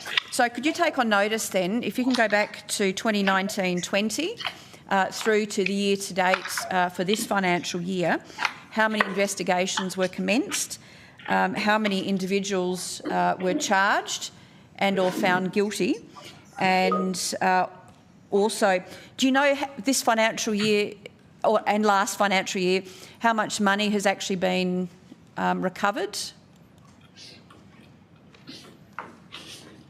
We're happy to take that on notice for you, Senator. Okay, well, thank you. And if you could also then take on notice for Mr Gifford in terms of what were your assumptions for last financial year and this financial year on the budget impact, because I recall at previous estimates there was a lot of talk about how it would make a significant impact on the budget and certainly impacted on your assumptions. My recollection was the last figure we got, there was about 12 million last financial year before the end of the financial year had been recovered. Anyway, if you could take all that on notice, if you don't have it there, that would be terrific. Thank you. Yes, Senator, we'll take the notes. Thank you. If we could come back to table 5.2, and there appeared to be some, we weren't sort of speaking apples and apples, it appeared. So if we go back to table 5.2, so just to make sure we're talking about the same thing, because this is critically important now to actually understand what's going to be happening with people coming in and out of the scheme over the next 10 years. So as I read it, as per your explanation, we've got 661,267 existing scheme participants, and then as of next year, that will drop to 642,878.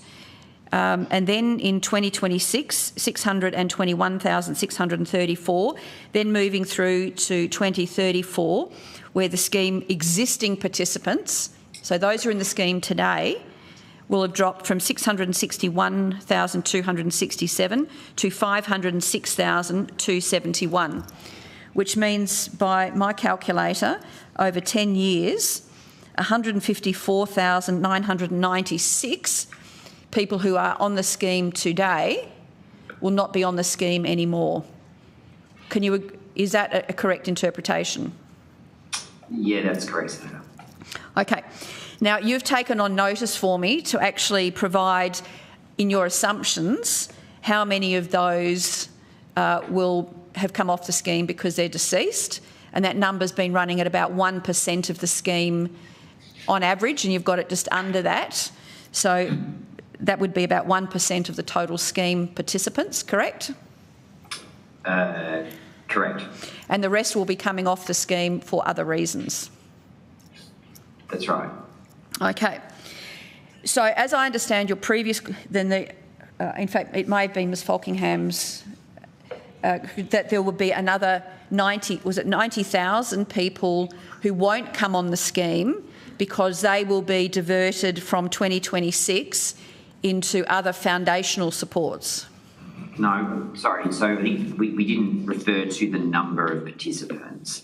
We just referred to the fact that foundational supports will be available, or the assumption is that the participants will be receiving foundational supports are those who would otherwise have entered the scheme. So they're in they're sort of it's the future participant row in the table where the assumption is foundational support. And it's also your assumption then that the 506,271 existing scheme participants who remain will account for 68% of projected budget costs, and the other 515,000 new entrants will account for 32% of future scheme costs.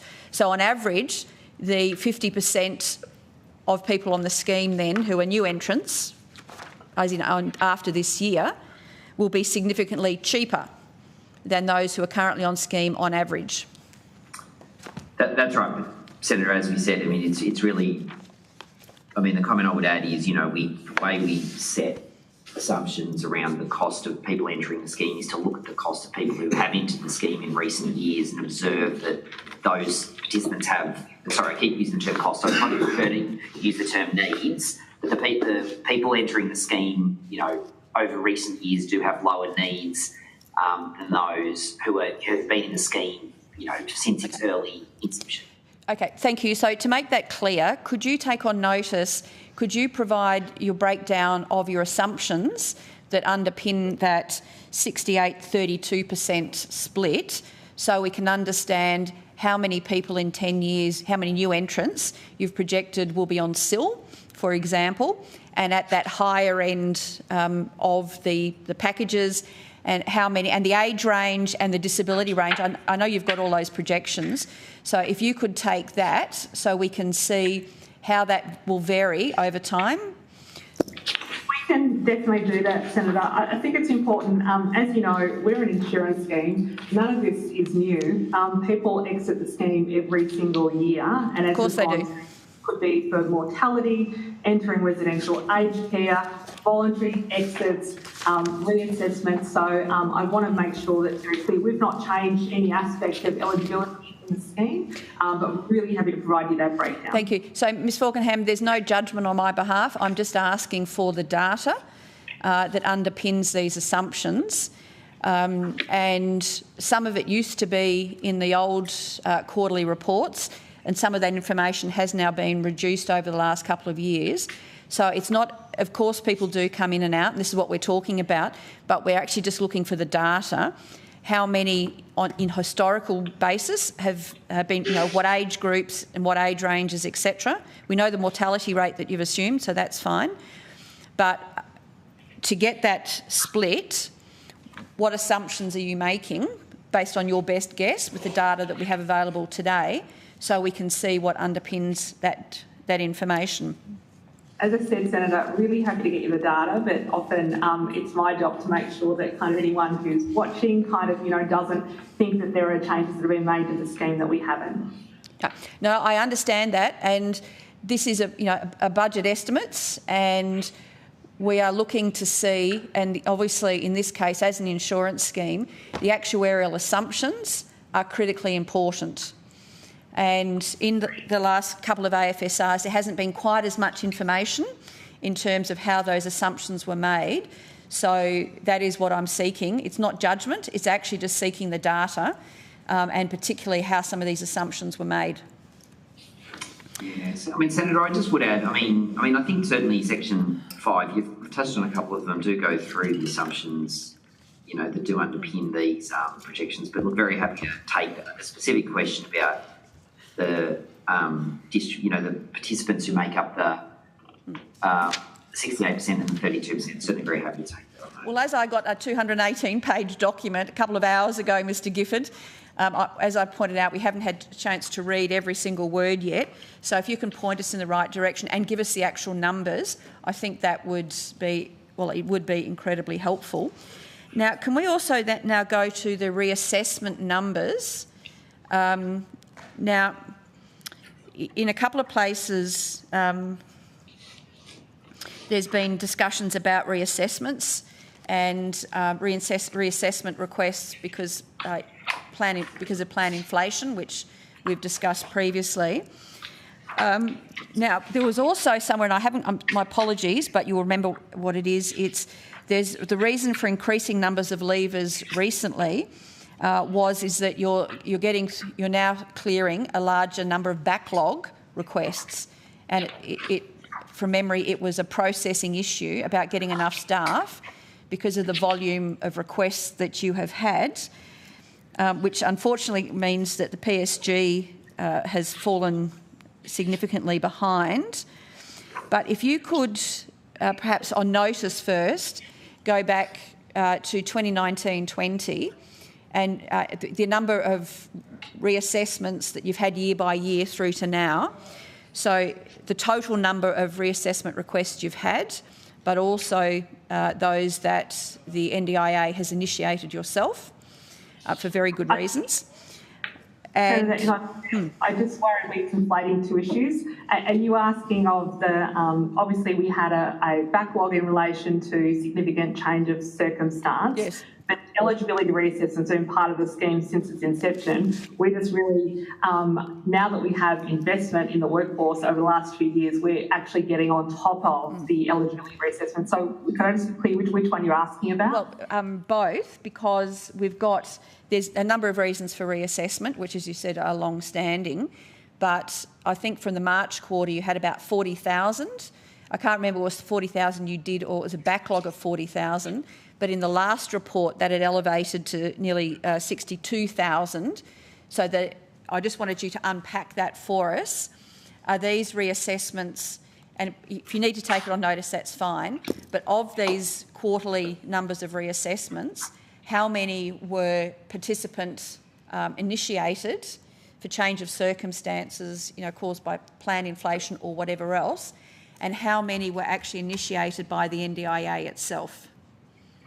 Very happy to take it on notice, Senator. There's three different categories I think you're referring to, but I understand and we'll take them on notice and come back to you. Yep, so thank you. So if you could do that, what it is year to date as of now, what it was last year, and then if you can, I know you've got the information available, so if you could perhaps take that back to 2019 so we can get some sort of longitudinal understanding of that. And also if you could, over the last maybe 3 financial years, if you could give me a summary of the 21 and 56-day participant service guarantee, which in terms of processing the different types of assessments, my understanding is the 21-day PSG has only been met at 30% of claims, and the 56-day is down to 59%. That might not be quite right, but that was my first look. So if you could perhaps take that on notice and give us where those metrics have been tracking.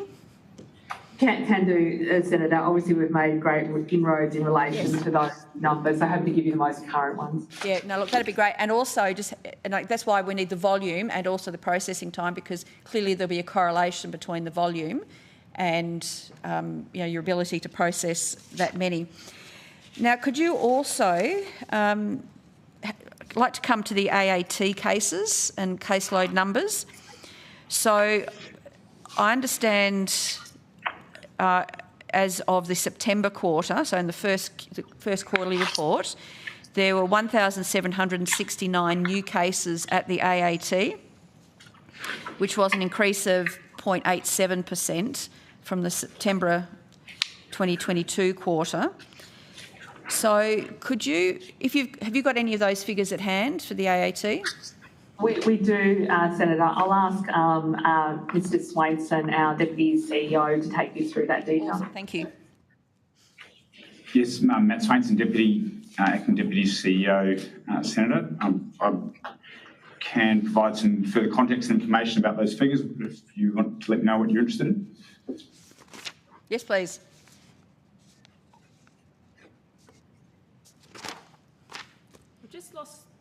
We've lost you. There you are, sorry. Just checking for the question there. I might have missed wasn't a loss of audio. There we go. Thank you. Oh. You're... oh, sorry. I thought... Are you waiting? Sorry, I've got those figures in front of me. I'm available to answer questions about it. There might have been a connection problem. I'm just testing if there was a question. I think there was. I think there was a bit of breakdown on both sides. Sorry for our IT interaction. If you just give me the question again, Senator, I'll see what I can So my question is in relation to claims that go through the AAT process.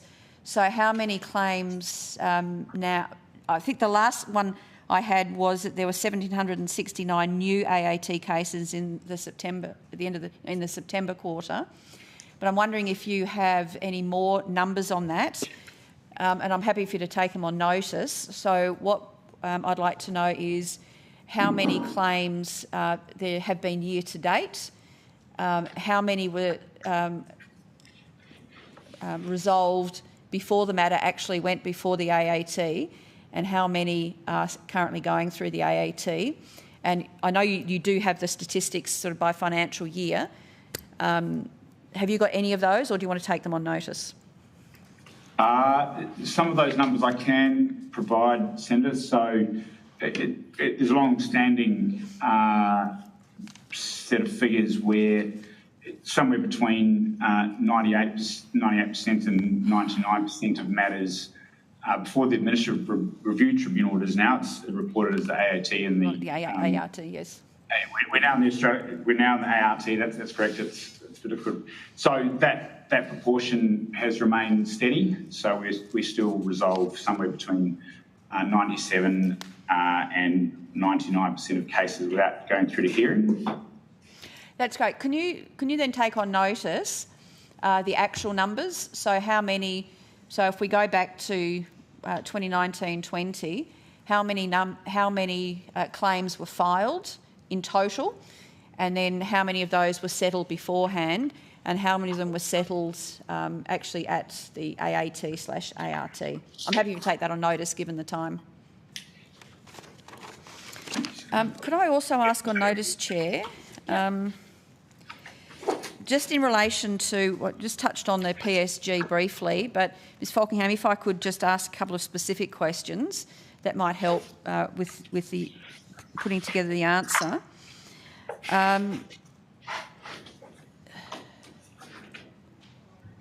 Actually, no, I'll put those on writing. So in relation to the reassessments, so we had in the Q1 report, there were 61,767.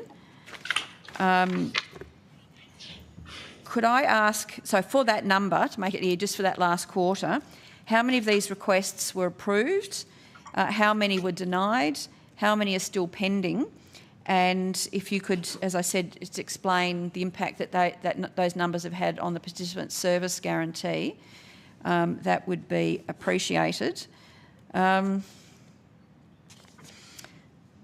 Now, also just on that, so as I mentioned, there was an increase from the March quarter to the September quarter from 400,000 plan reassessments to 61,767 reassessments.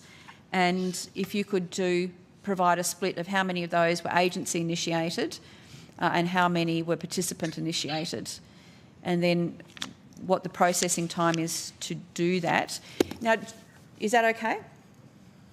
We can take that on notice. I think there's some overlap, but that's all right. We'll take that on notice. Thank you. Just also, can you provide information for this current financial year and the last financial year in terms of, in fact, maybe take it back to two financial years, how many applications you have had received from potential participants, how long that has taken from the time that they've put their application in, how long it has taken to process it and either reject or accept that application, and for those applications that have been accepted, what is the time to actually get a plan approved? Sorry, Senator, to be clear, you're talking about access requests. So this is going to access requests now, so not people who are already on the scheme, but access requests. So what is the number over the last 2.5 years, or by year, of how many applications, requests you have had to enter the scheme? And what is the average processing time for those? And then once they have been processed, the second bit of data is how long has it taken participants who have been approved to get their plan? Because I don't know if Senator Steele-John was here, this is a question that he is keenly interested in, is how many people have taken, or how long has it taken people to actually get a plan approved and it underway? Well, do you want to check if Senator Steele-John is here? I don't believe he is. Well, it doesn't matter. I'll ask the question. I'm just checking because, as you mentioned, it's a question of interest to him and it's a spillover. Is Senator Steele-John? I haven't seen him pop up. we can take that on notice, Senator. Obviously, as you know, there's a lot of different factors that influence kind of a plan's implementation in terms of provider coverage and kind of service coverage, but very happy to take that on notice for you. So thank you. Just to be clear, the reasons are, I fully understand, the reasons are many and they're complex. So it's not that, it is just a simple request of the metrics. Once somebody has had an application lodged to join the scheme, what is the average time between lodging it and getting a decision? And then those who are eligible for the scheme or have been approved, how long it takes them to get a package. Because anecdotally, what we've heard is that time is expanding, probably for good reasons, but we just want the metrics on the timeframes. Okay, Senator. Deputy CEO Norton can respond to that now. Yeah, thank you, Senator. Scott Norton speaking. So you're talking about PSG number 6, which is approve a participants plan after we've made an access decision. So the one that we track for adults. As at October in our current PSG, that was 80.6%. So that's increased, where the timing earlier in the year was a bit lower, it was around 45%. So we've done a lot of work by improving the number of frontline staff trained to do first plan. So that's increased from 45% to 80%. We're very confident of getting that back into what we call PSG green in the next 3 to 6 months. In the Children's Pathway, Senator, it's PSG 7, which is approve an early supports plan after access. That is running at 99.7% of the timeliness standard, Senator. But I can give you all that data and we can break that down for you. That would be excellent. Thank you for that. Senator, I've got to do the spiel in about 3 minutes. Okay, one final question and I'll put the rest on notice as we go through the rest of the document. Actually, maybe I can put some of these on. I can put some of these on notice, actually, Chair. All right. I'll put the rest on notice. Thank you. Easy done. Just a last call for anyone online for questions, the Greens or Senator Hughes. No? Okay. That concludes our session with the NDIA. So I remind Senators that the committee has agreed that any written questions on notice should be lodged with the Secretariat by Thursday the 19th of December 2024, and to the agency you have taken a number of questions on notice. We're asking for answers to those to be provided to us by Thursday the 30th of January 2025. But thank you for your participation and Merry Christmas. We'll now be calling Services Australia. We'll just take a brief 1-minute suspension as we change the officials over in the room.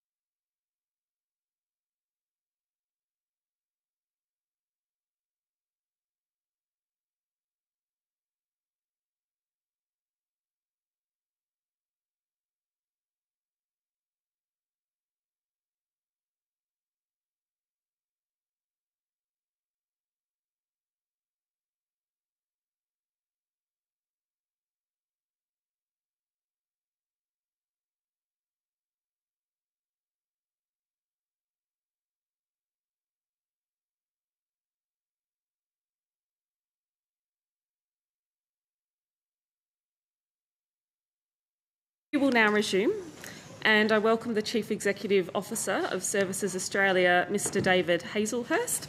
Mr Hazlehurst, do you have an opening statement for us today?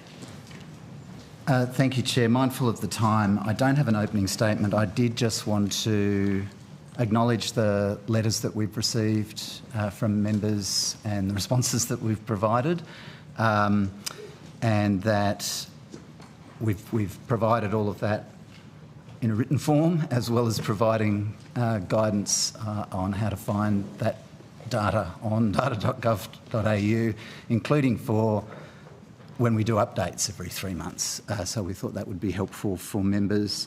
And we noted also, Chair, that the timeframe for questions on notice from the hearing was the 19th of December. We're still working to that timeframe and working with our Minister as well on those responses.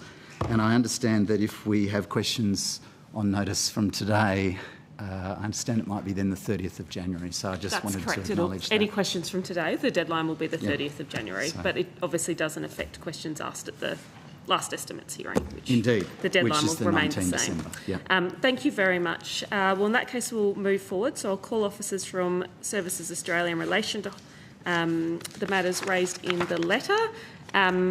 If the Deputy Chair is online, it would only be my practice to pass the call to her.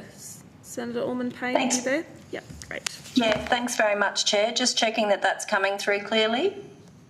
Yes, it is. Senator. It is, Penny. All right, thank you. Thanks, Mr Hazelhurst and everyone from Services Australia coming back this afternoon. I just have a few questions, and the first one's in relation to robo-debt and the second one's are in relation to centre pay. So I might start with the robo-debt question. I'm seeking some clarity in relation to a freedom of information request. The number as it relates to Services Australia is LEX 60393. It does relate to robo-debt. My understanding is that this is currently tied up between Services Australia and the Office of the Information Commissioner, and I'm just wanting some information from Services Australia as to whether you can provide clarity around when that freedom of information request will be complied with. Senator, I'm looking at my colleague here who's acting in the deputy role responsible for robo-debt matters, but I don't believe we can immediately track down an answer to that. I'm sorry. And I'm sorry to say that I would have to take that on notice. If during the next hour we can provide you with a better answer than that, we will do so. I'm sorry. Yep. Yeah, particularly interested in getting clarity around what if it hasn't been complied with and there's not a deadline, what is the expected time frame? Sure. Okay. Because I guess my question that flows from that is Services Australia aware of the compounding impact that delays like this cause for people who have suffered during robo-debt? And is Services Australia aware that for many people who did experience robo-debt, getting clarity and information is a really important part of achieving closure? So, of course, Senator, you would expect me to say that, yes, of course, those things are important to me as the Chief Executive Officer of Services Australia. I'm just not familiar with that particular FOI request, so we will do our best to try and provide an answer within the next hour. If we're not able to do that, I'm afraid I will have to take it on notice. All right, thank you. Look, I'll move on to centre pay then. Sure. So a couple of specific questions around centre pay, and they're really just straight out factual questions. Yes. And I'm particularly interested in overpayments as they pertain to Ergon Energy. So I'm wanting to know how much in total overpayments Ergon received from former customers via centre pay. I'll defer to my colleagues who've just arrived at the table, Senator. Thank you. Sorry, it's hard to tell No, all good. online whether people are at the table or not yet. Hi, it's Kirsty Fashioney, Deputy Chief Executive Officer. Just give us a moment. We just think we have that data with us. So if you hear, Thank you. if you hear some papers flicking, that's why. Great, thanks very much. I've now got a full shot of your table, so that's very helpful.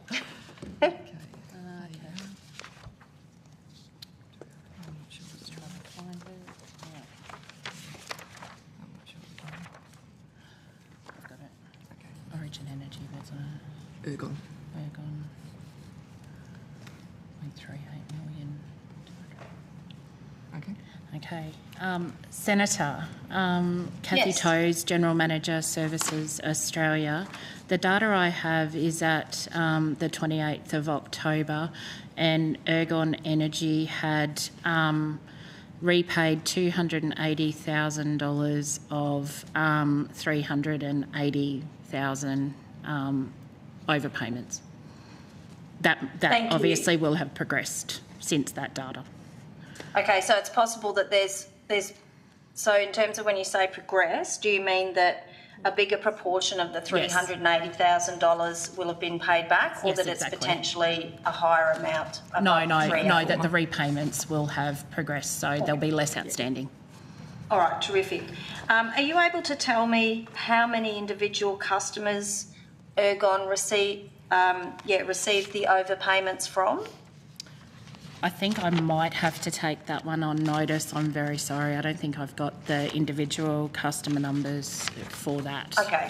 Yeah, but I'm happy All to right, provide that on notice. Appreciate the quick response to question one. And yes, so just to be clear, wanting to know how many individual customers Ergon received overpayments from. Yep. Great, fantastic. Chair, that is all of my questions. Thank you.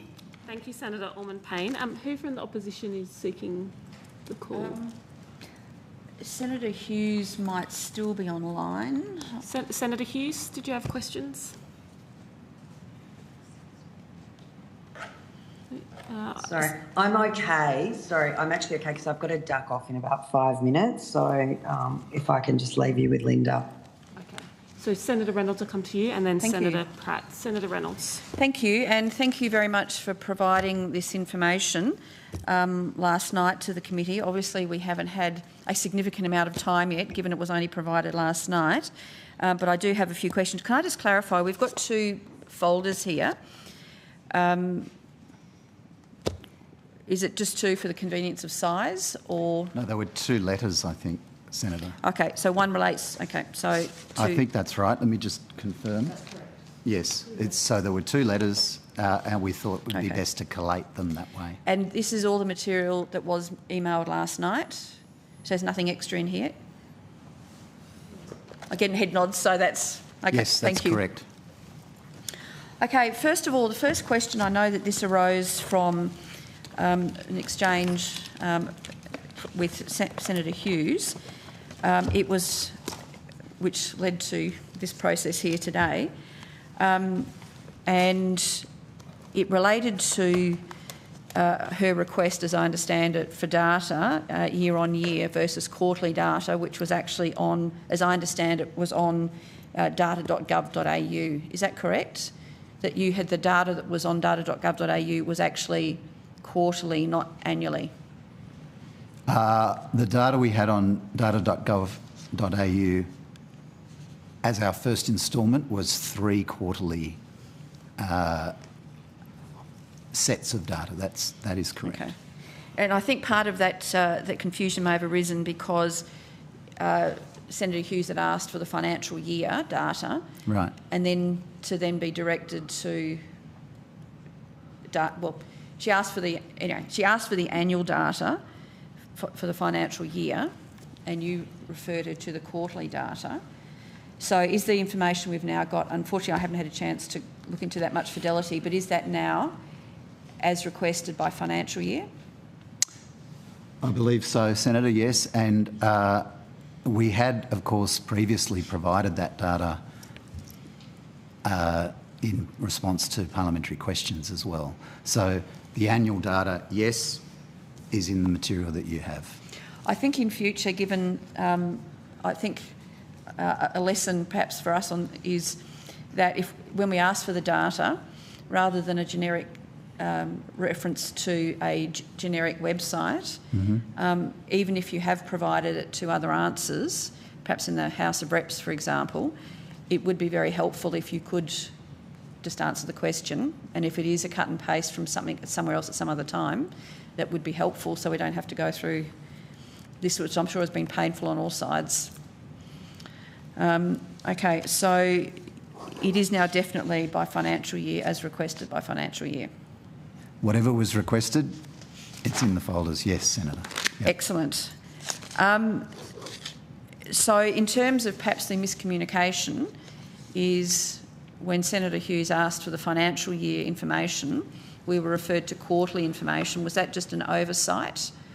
Someone hadn't realised that the data wasn't actually what Senator Hughes was looking for? I'm actually not certain, without going back to those various letters, precisely what was asked for and precisely what we provided, but we did not mean to mislead or be unhelpful. So when did you, because my recollection is the data had in previous times been provided as financial years or year to date. When was the decision made to actually upload quarterly data, not financial year data? Was that something internal to Services Australia? So in relation to data.gov.au, the decision we took as a first tranche, we will provide more data over time, was the last 3 quarters. Okay. There was no sort of decision to deliberately not provide anything else. It was more just we wanted to make a start. And so I think that makes it even, so first tranche of information going up on data.gov.au, I think that's just another reminder, perhaps not just to refer us through to the website, but to provide the data, and particularly is if you're developing what information you're putting on there, because it was impossible for us to find the information we wanted on there. Anyway, I think we've covered that enough. So we've now got that information. Now, can I go to, in this information, to health claims on Medicare, which is page 15 out of 40, which is the second volume.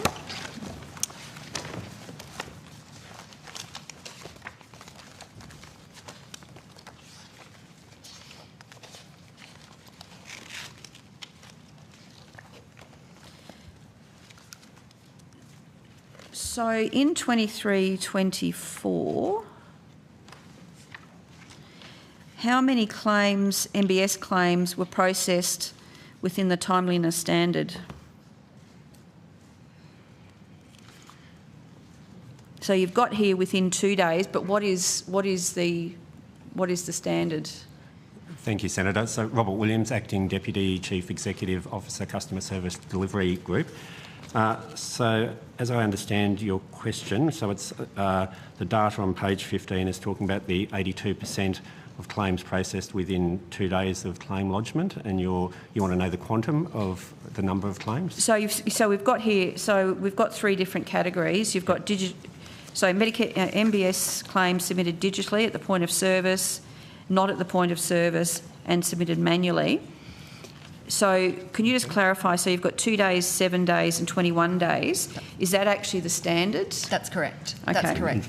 Oh, sorry, Senator. Bo Robertson, General Manager, Operations Management Division. So Medicare claims from customers can be lodged via 3 channels. So yes. At point of service, that timeliness is within 2 days. Digitally, and that KPI is 7 days, and then manual lodgements, which is within 14 days. Okay, so the target is to have all those 3, 82% processed in that time frame. That's correct. But obviously manual was only 40. Okay, so that explains those numbers. Thank you. Can I then go to health claims, page 14? Page before, I think. Page 14 of 40.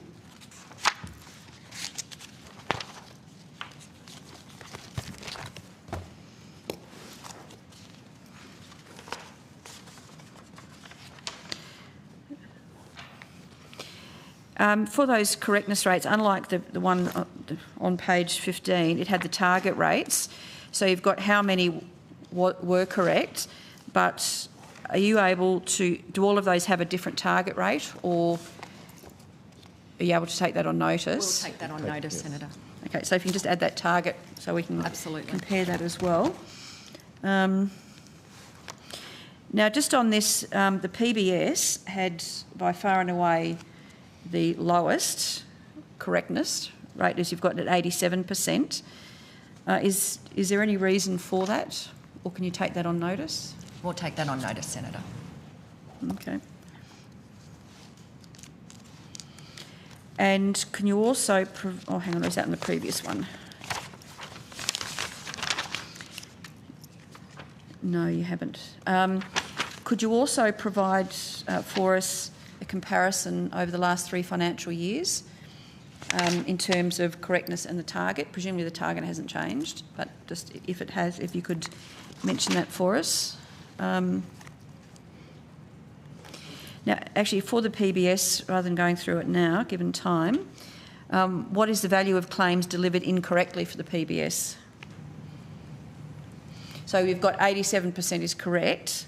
So obviously you've got 13% later today that were not correct. Can you provide information or notice about the reasons for that? That'd be difficult, Senator, simply because the rate of reimbursement for different claims will vary from customer to customer. So we can't sort of simply do a 13% of an amount without sort of delving into each and every case in question. So I'm not sure that data is actually available. But you must have some metrics in terms of how you assess it is correct and the reasons that it's bound for not being correct. There's a range of reasons why that would be assessed, Senator. Senator, we'll see what we can do. If you could, and not to go to extraordinary lengths to redesign your system, but given that you're able to assess what's correct and what's not correct, and there must be criteria for it being incorrect. If you can do that, that would be helpful. Just for clarity, the way the numbers are determined is based on a sample. Mm-hmm. So it's not an assessment of every single claim. So we'll see what we can do. There may be limits to how far we can go, given that these correctness of payment percentages are based on a sample of claims. Yep, understand that. Okay, thank you. And if it is quite easy to do, if you could do that for all of the programs, not just the PBS, if you've got the data reasonably accessible, why what determination? Thank you. That's actually all I've got at the moment. Okay, Senator Pratt. Take the call. Thank you. Louise. Thank you, Chair. Sorry.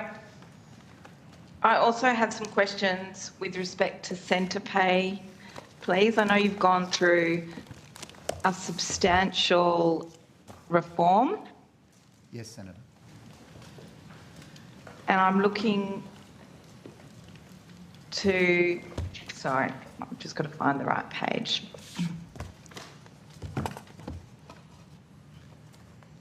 We know centre pay is a really important tool, but you've had to reform it substantially. What were the circumstances that led to the need for this substantial reform and the review of it? Thank you, Senator. Kirsty Faishney, Deputy Chief Executive Officer again. Quite frankly, a range of reasons has probably led to why the centre pay reform commenced earlier this year, including questions such as from yourself around concerns that had been identified, concerns raised by advocates, and of course areas of concern that the agency had also seen. I think we mentioned in this forum previously, it became evident that it was a program designed in the first instance to be helpful and had certainly lost its way, or had been used in a way that was no longer being supportive necessarily for all customers. It is still a very good program and supportive for a vast majority, but that was some of the impetus as to why we felt we needed to target our reform and really consider where we might be able to ensure that our customers were safe. I might actually the leader of the reform group is sitting next to me, so I might just ask Cathy if there's anything else she might want to add to that. Oh. Thank you. Hello, Senator Cathy Toes again. I think, as Kirsty said, there's many reasons for the reform occurring, including strong advocacy from various groups who support people on the ground to navigate their financial circumstances.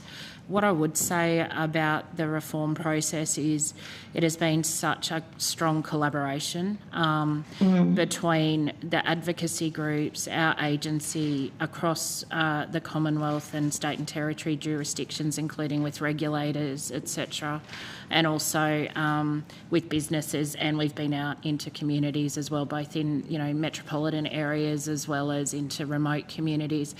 And we've done public submissions, which is something a little bit different for our agency, and I think we'll be seeing a lot more of that into the future. And we received 117 submissions into the reform of centre pay, and I guess taking into consideration everything that we've heard, we've come up with what we think is a really strong approach to reforming the program in the future. So currently centre pay has 41 approved service reasons. On the program, we're looking at removing 8, and that was announced actually last week by Minister Shorten, that 8 would be removed, and they're 8 of the high-risk service categories that will be taken off, and we'll see as a result probably around 400 businesses being removed. And so areas of concern that have been raised before, such as household goods, lease and rental conditions apply there, social and recreational commitments, basic household items, funeral expenses and others will be removed. And then so the categories will be reduced, reducing the risk potential, but then 24 other service categories that do remain will be further strengthened and tightened up, Senator. And I know one of the areas that you've been interested in particular is around the accommodation area and drug and rehab facilities. And so I did actually want to assure you that part of the tightening up of the accommodation service reason, that will be occurring as part of the work that we're doing to strengthen the approval processes, but also we're also tailoring contractual arrangements as well to specific reasons. And I mentioned before the work with the regulators. We have a regular forum, and we've got accommodation and tenancy regulators on there too, so we'll be able to hear from the states and territories what's going on. That's such terrific news. So I can see you've released the review. What has been the response to the discussion paper, and who has responded to that, and what have they said? And how does that feed into that next body of work that you're undertaking? But I guess I can also see that you're making changes right now. Yeah, that's right. So we have had responses to the discussion paper and and obviously to the announcement as well that's come out. We've had a lot of positive responses, particularly with the likes of advocates who have been really supportive of this on the journey. Obviously, we've had some queries too from providers of household goods and clothing and footwear, etc., in some locations, which we're looking at as well. But I think our approach from here is we are transitioning to having the new program in place from the 1st of July 2025. In between now and then, though, we are going to continue our strong consultation process and incrementally improve and strengthen this program. We've already done a number of great things in terms of our compliance processes as well, so we have strengthened that and our complaints processes as well. So you will see continuous improvement to offer those further protections for customers. And I was just going to add, yes, it hasn't been a stagnant since we started. It wasn't let's let's work out where we need to make reforms and then we'll start them all at once.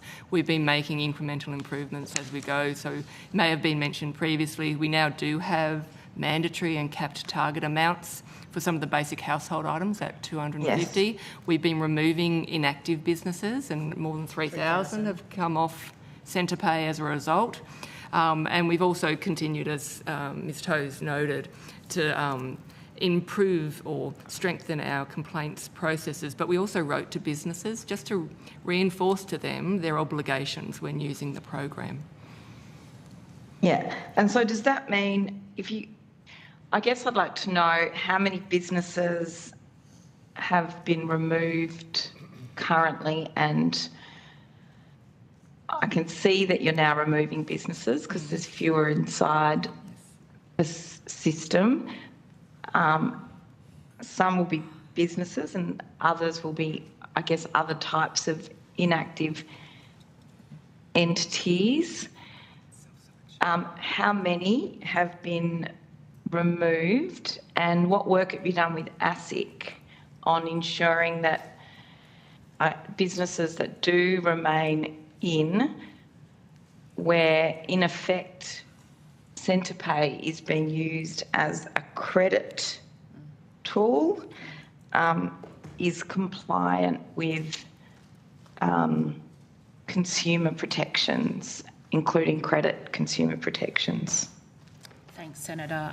We have a very close relationship with ASIC, and we share information very regularly with them about businesses that we're concerned with in relation to centre pay, and there are some active investigations underway in that regard. I won't get into those in detail because they are a matter of investigation. Yeah. But in terms of businesses being removed, as at 30th of September this year, so 4 businesses had been formally removed from centre pay as a result of a compliance review, but it's important to note that that is in addition to the 3,000 businesses that had also been removed because they're inactive, and other businesses have started to self-select out of the program because of the more stringent reporting requirements that we've put in place, and so some businesses have chosen not to continue with centre pay because they don't keep the level of reporting that's needed to satisfy us as an approved business on the program. Thank you, that's helpful. At the previous rounds of estimates, and we've touched on this already in relation to consumer leases, and they've been declining now as a proportion of transactions. Are you able to tell us how much what that decline is and what that's been a reduction from? How much of that is attributed to this $250 cap, and what are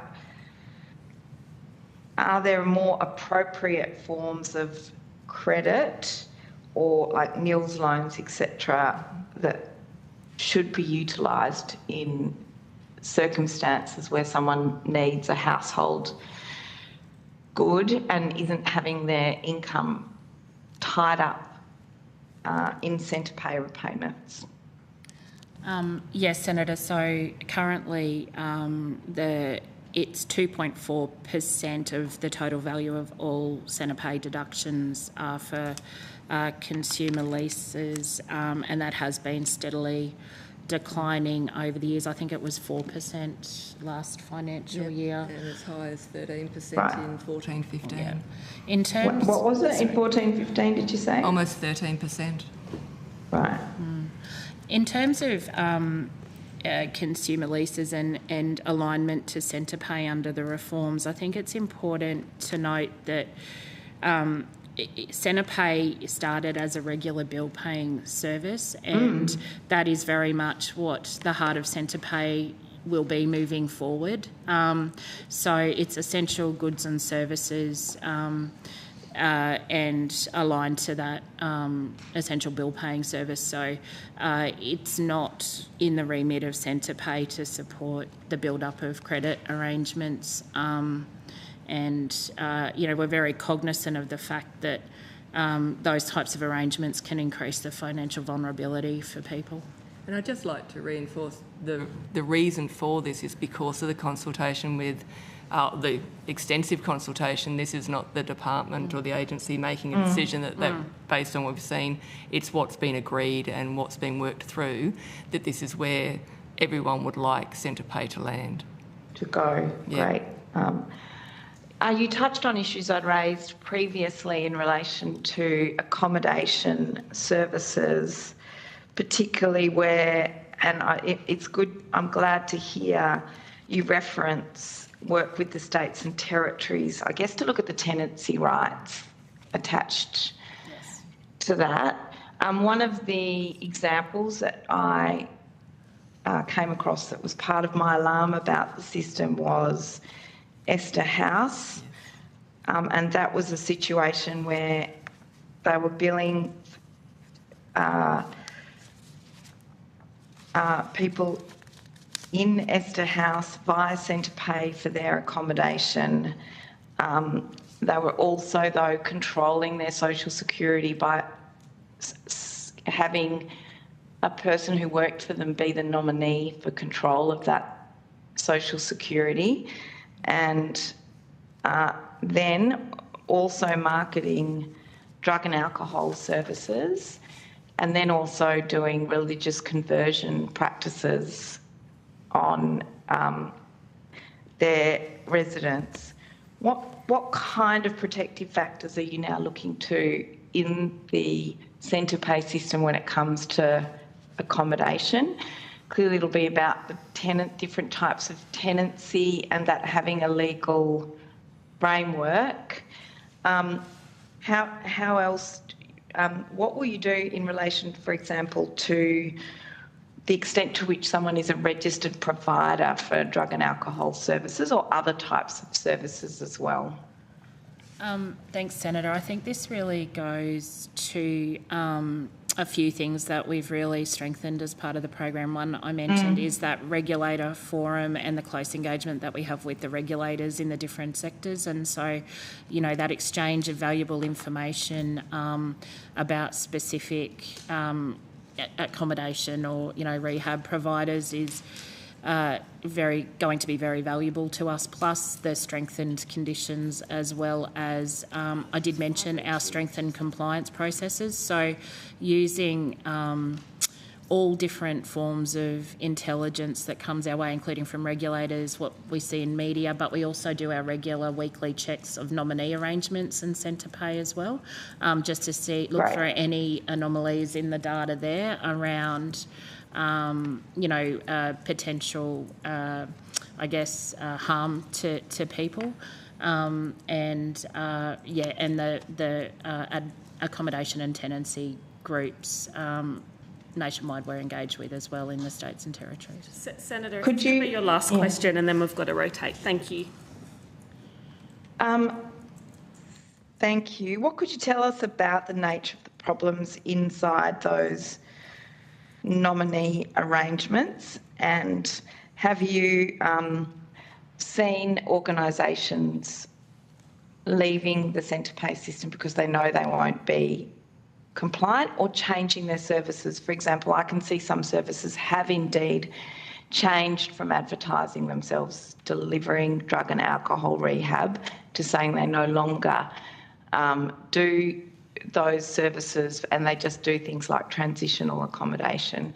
And, I'm thinking of community charities, that might provide short-term accommodation relief.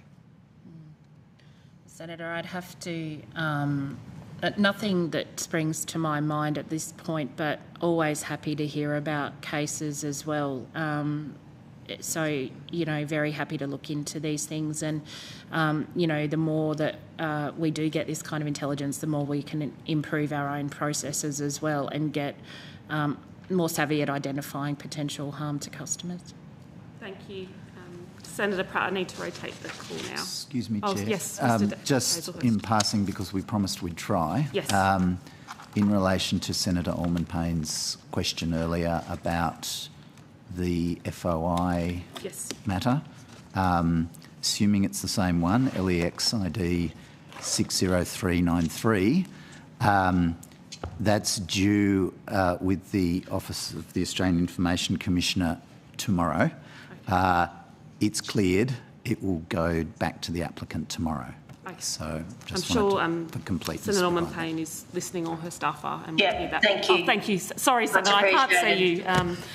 All good. With the Thanks very much. Thank you. Senator Reynolds, you have the call. Thank you very much. Could I now come to the 67-page pack and to page 42, if I could. So these are the major projects, the summary, the traffic light summary of the major projects. Could we? I can't see on here the health delivery modernisation program. Is that? Have I missed that, or is that sort of subcategorised into here, or is that in a separate section? Hi, Senator Susie Smith, Deputy CEO Strategy and Performance. Can I just ask you to repeat that page number again for me? I wanted to, so it starts on page 41. The question was for each Services Australia major projects, the health of the projects, forecast, actual expenditure, etc. So there's a very helpful table starting page 45 of 67. I can answer that question, hilariously enough. If you turn to page 40, it's a major program rather than a major project. It's a program, not a project. So that information is presented, unless I'm happy for one of my colleagues to tell me I'm stepping out of line and mixing things up, but I think it's on page 40, Senator. Okay, well that's... Dare I ask, what's the difference between the two? Kylie Few, General Manager, Enterprise Portfolio Management Office. The difference is that a program has multiple activities that sit behind it, whereas a project is an individual, normally time-limited piece that's by itself. That's the easiest way to explain it, Senator. Okay. Thank you. Well, this has now answered one of my questions. What is the current health status? And so phase 3, which was due to be finished, I think, in June this year, obviously is still ongoing. So having a look at this, it's gone from red in April and May through to amber in September. Are you able to provide us with an update of how that is tracking and what the remediation process is? Thank you, Senator. Kirsty Faishny, Deputy Chief Executive Officer. So yes, the program is tracking amber at the moment. It's continuing to deliver very well, I have to say. I think you've heard from us at this table previously, despite the colour, which can be for a range of reasons, and for some of these they will be milestones, because as you note, phase 3 in and of itself has slipped. We are also delivering phase 4 at the same time right now, and the program is currently due to end at the end of this financial year. So it's just had another major release go through. We continue to see strong uptake on what has been delivered, such as Medicare and this is still phase 3? It's both. They're being delivered side by side. It's the nature of a major program. Nothing sort of just ends and starts.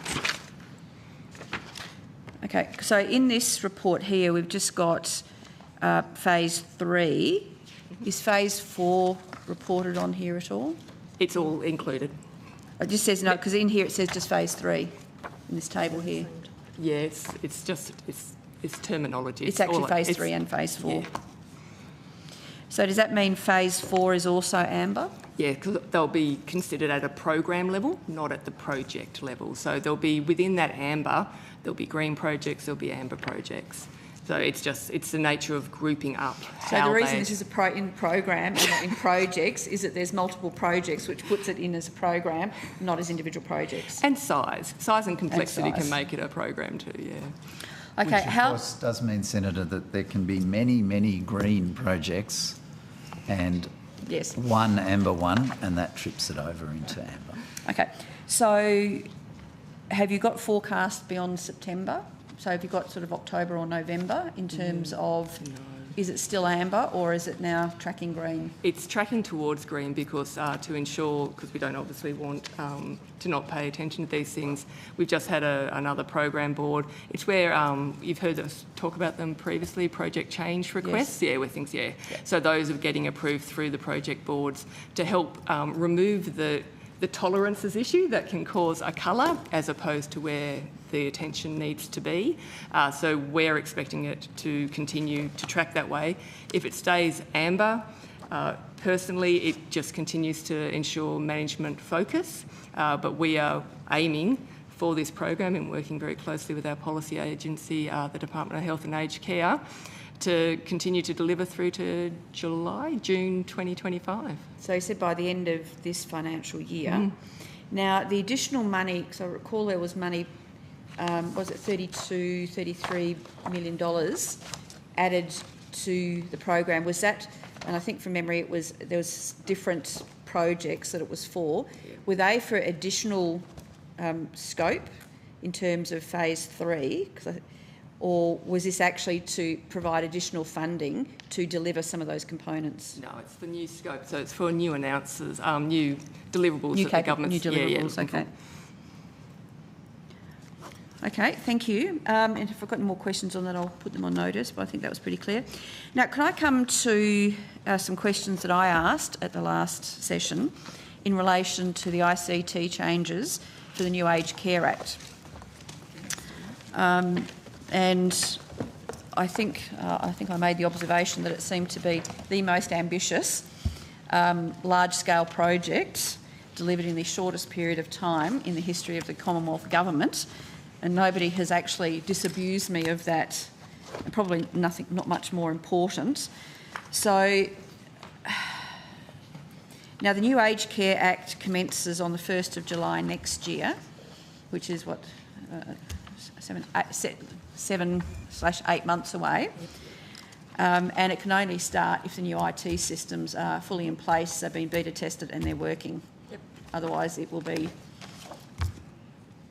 I can't even think of a word adequate enough to describe the chaos. So could you just update us on how that is progressing? Yep, I might start. Different to what you might have heard in other areas around the aged care reforms, this one is very much being led by the Department of Health and Aged Care, and this is us working with them. So they're sort of lead versus the other way around. Is that actually supposed to reassure us or concern us? One moment. So I just wanted to sort of set roles and responsibilities around this. So what we're doing is going to be linking in with a lot of what they're doing. I can assure you there is a very strong focus and engagement, and while there may only be 8 months left now, as you know, agencies like ourselves work closely with policy and on when decisions may be made public as opposed to when we can start work on them. But I will actually turn to our wonderful Chief Information and Digital Officer, who's got a lot of more help. Yeah. Thank you, Senator. So Charles McCarty, Chief Information and Digital Officer. The one advantage we do have in the aged care space is it's one of our more modern systems. You probably remember, Senator, we replaced the old Spark system in the residential aged care space, which was one of our oldest and riskiest systems. That was replaced just on 3 years ago. And our aged care managed payment system is also a SAP-based system. As you know, we have a large SAP technology-based workforce that we're able to scale quite quickly. So from our perspective, even though we're going to be quite busy over the next 6 months, I'm not worried that we'll meet the milestones that we're given. So while health and aged care, can we just unpack that a bit further? Because I think it'll be quite instructive for us in terms of following this forward. So health and aged care have the policy responsibility. Are you doing, so you're modifying existing, your new system, and so it's only modifications, well not only, because it's a big job. So what is the timeline you're working to? And presumably DTA's got some sort of whole of government responsibility over that? Or is it mainly between Services Australia, Health and Aged Care Ageing? Yeah, so DTA always have a responsibility for the larger programs around assurance. So they'll have an assurance function there, where they will look at both Department of Health and Aged Care and also us to see how we're performing. I think one of the advantages we've got here as far as system changes in the SAP space, it's a lot more agile and faster to change than we've got in, say, some of the legacy systems like ISIS or in the child support systems. Yep. Okay, so have you actually worked out, have you got the project worked out in terms of, are you able to take that on notice and perhaps so that we can actually see what the milestones are and who's actually responsible for what and when? So you're saying that, and I do understand that the SAP is easier. How different will the new system be from what's currently being operated? Yeah, so I think it's probably best if we take that on notice and just give you the milestones and what's being changed, I think, Senator. If you could, just so we can actually see, and then as we go into next year, we can come back and just see how that progress is going. So have you got a plan B if either the changes haven't been implemented and tested properly as they need to be, or there are problems, and as you know, as you go through and make these changes, problems do occur as a matter of course. So if these changes are not fully implemented, tested, and you are confident that it will work, it'll be a seamless transition, is there a contingency plan? I think different to probably where your mind might be, which was the stuff we had to do with the changes to the payment system. There's no hard cut-off for aged care reform. These will be rolling reforms going forward. So while we say 1 July, that's the start in many ways. So it's working with the sector because there's a change piece here too. So not everything will happen all at once. It has to just keep going. And yes, of course, I wouldn't call them plan B. What it is risk management. There are always considerations between the teams looking at what are the opportunities here to, one, bring stuff forward so you build in a bit of space within the system as well. But it's risk management is what you're talking about, I think. So coming to the other side of the equation, which is all the providers, sort of large and small, of which there are many thousands, and they all obviously have very different IT capabilities and capacities. What is the process? Actually, maybe I'll ask this a different way. So, as you know, the committee did an inquiry on the legislation that introduced the changes and the date of the 1st of July next year. Have you had an opportunity to go back or have a look at the concerns that the providers had? Because they were quite considerable concerns they had about their not really understanding what the process was going to be over the next 7-8 months, but then also how they were going to implement those changes in their own systems. So how are you going to deal with that? Because it's all right, I mean, it's one important thing for you to have this system rolled out, but how are you going to make sure that the thousands of providers, big and small, come along with you over that journey? So if you can perhaps take on notice what they need to have done by the 1st of July, and then what other sections will be post that date? Yeah, because it is a joint effort between us and the Department of Health and Aged Care. They have the primary relationships with those providers. We look after it from a software integration perspective, of which we have a large team that have those relationships on the software side of the house, but we can come back on notice with that, Senator. Senator, you're quite right to point to the tight timeframes and the complexity associated with all the different actors in this, and we're working very closely with Health on these dependencies because obviously if there isn't good change management and engagement with the providers that you're referring to, we might be ready, but they won't be. And I think that's my concern is I've seen you guys work miracles in very short periods of time, particularly over COVID. So I know what you are capable of doing, but I also know that it's not just up to you. Yes. And I think that's the concern of many of the providers. You can only do the system changes as you get them, and you get the specifications of what the requirements are going to be in terms of what you need to do. But do you have any visibility of that two-way engagement? So what health and ageing are getting from the providers both ways? We're doing integrated planning with health and have been from the very beginning, because of that very fact there are interdependencies. So we have to catch, they have to catch as we go. So we don't do our own plans in isolation of each other. These are integrated. It's integrated planning to ensure that we can manage what is, the risk within the system if things should shift in one area or the other. And in doing so, this is, as Mr McCarty said, helping health work with the sector. They do a lot of communications and quite regularly, and I do think it's probably a question for them on some of the stuff that they've been doing to help the sector come along on the journey and be prepared as we start to develop new things that will be landing from the 1st of July. So are you saying that DTA is taking on an assurance role? Do you know if their assurance role, from your perspective or observation, does their assurance role actually involve also making sure that there is a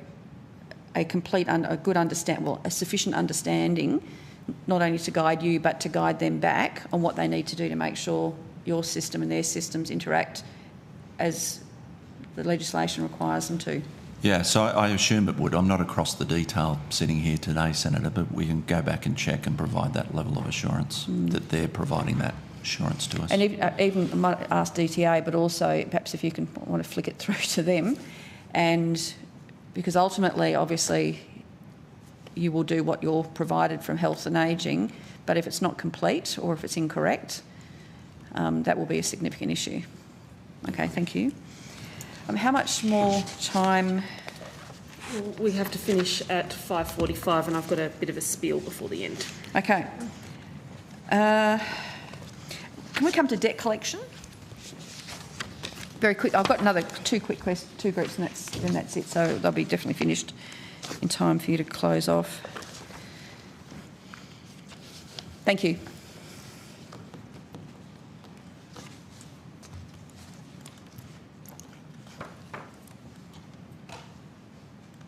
Yes, Senator, we're ready.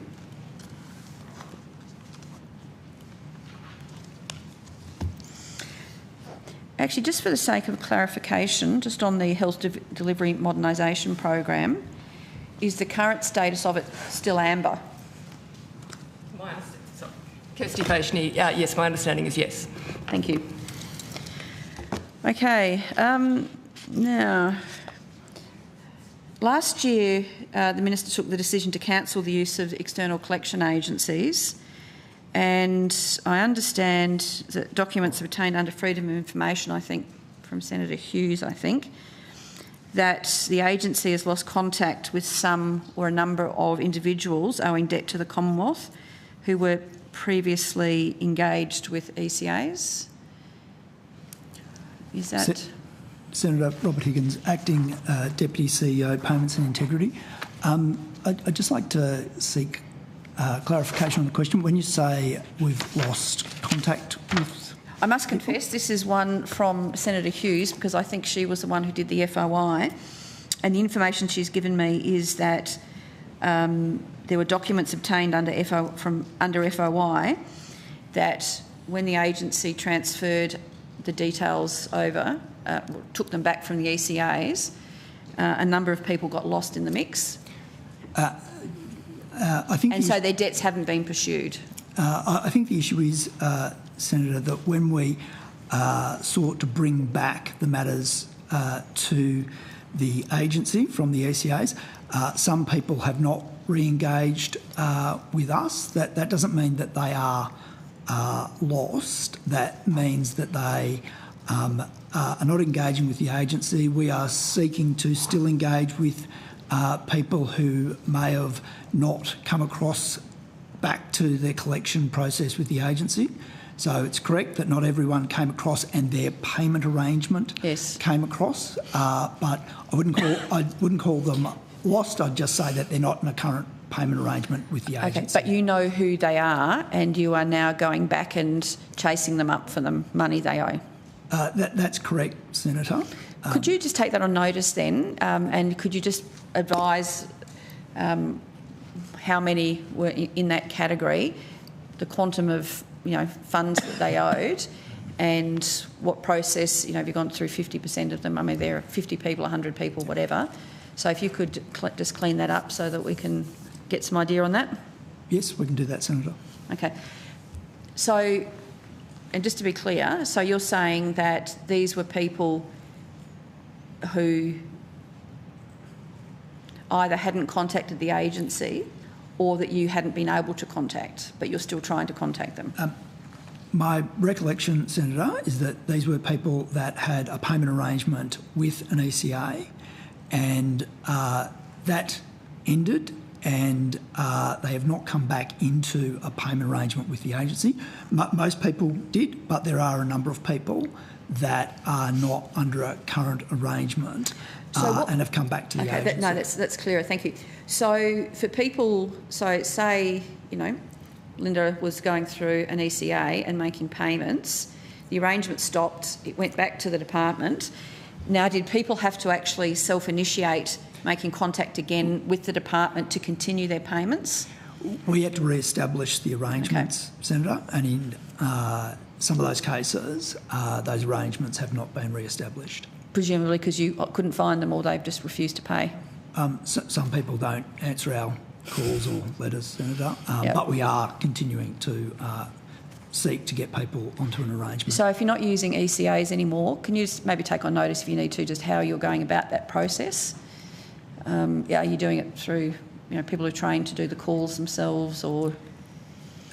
Sure, we can take that on notice, Senator, but we do, of course, have many mechanisms to seek to engage with people. And if you could just explain what those mechanisms are. Awesome, thank you. My final one, depending on the answers. So my last problem and my last question on that is: was this something? So the decision to bring in to not use ECAs, was that a departmental decision or was that a ministerial decision?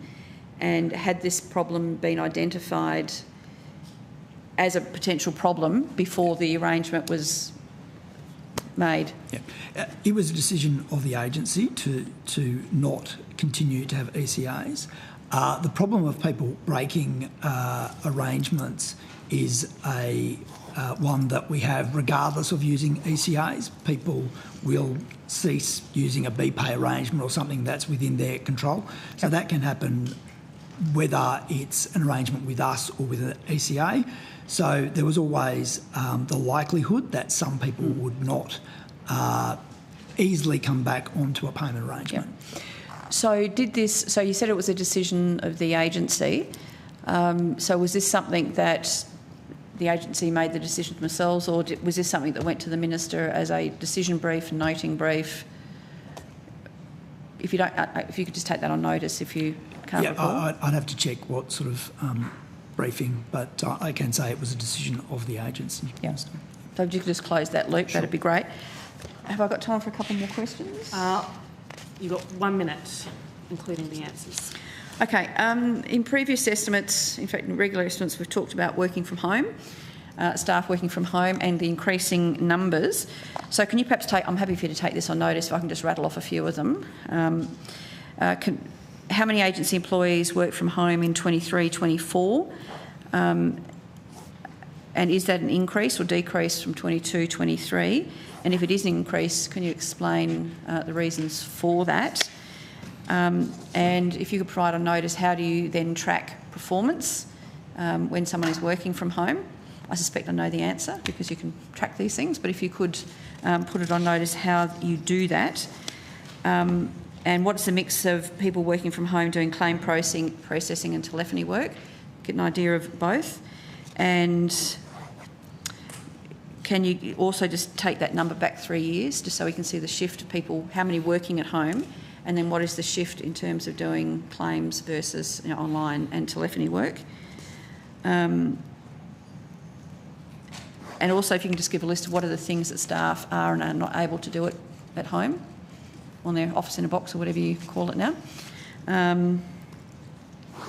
And do you have any extra, so when they've got their box, well, can you just explain, it's probably enhanced over the last couple of years, but what security systems are in place in terms of how they access the internet, how they log in, and also if you've had any security breaches, ICT security breaches of people working at home.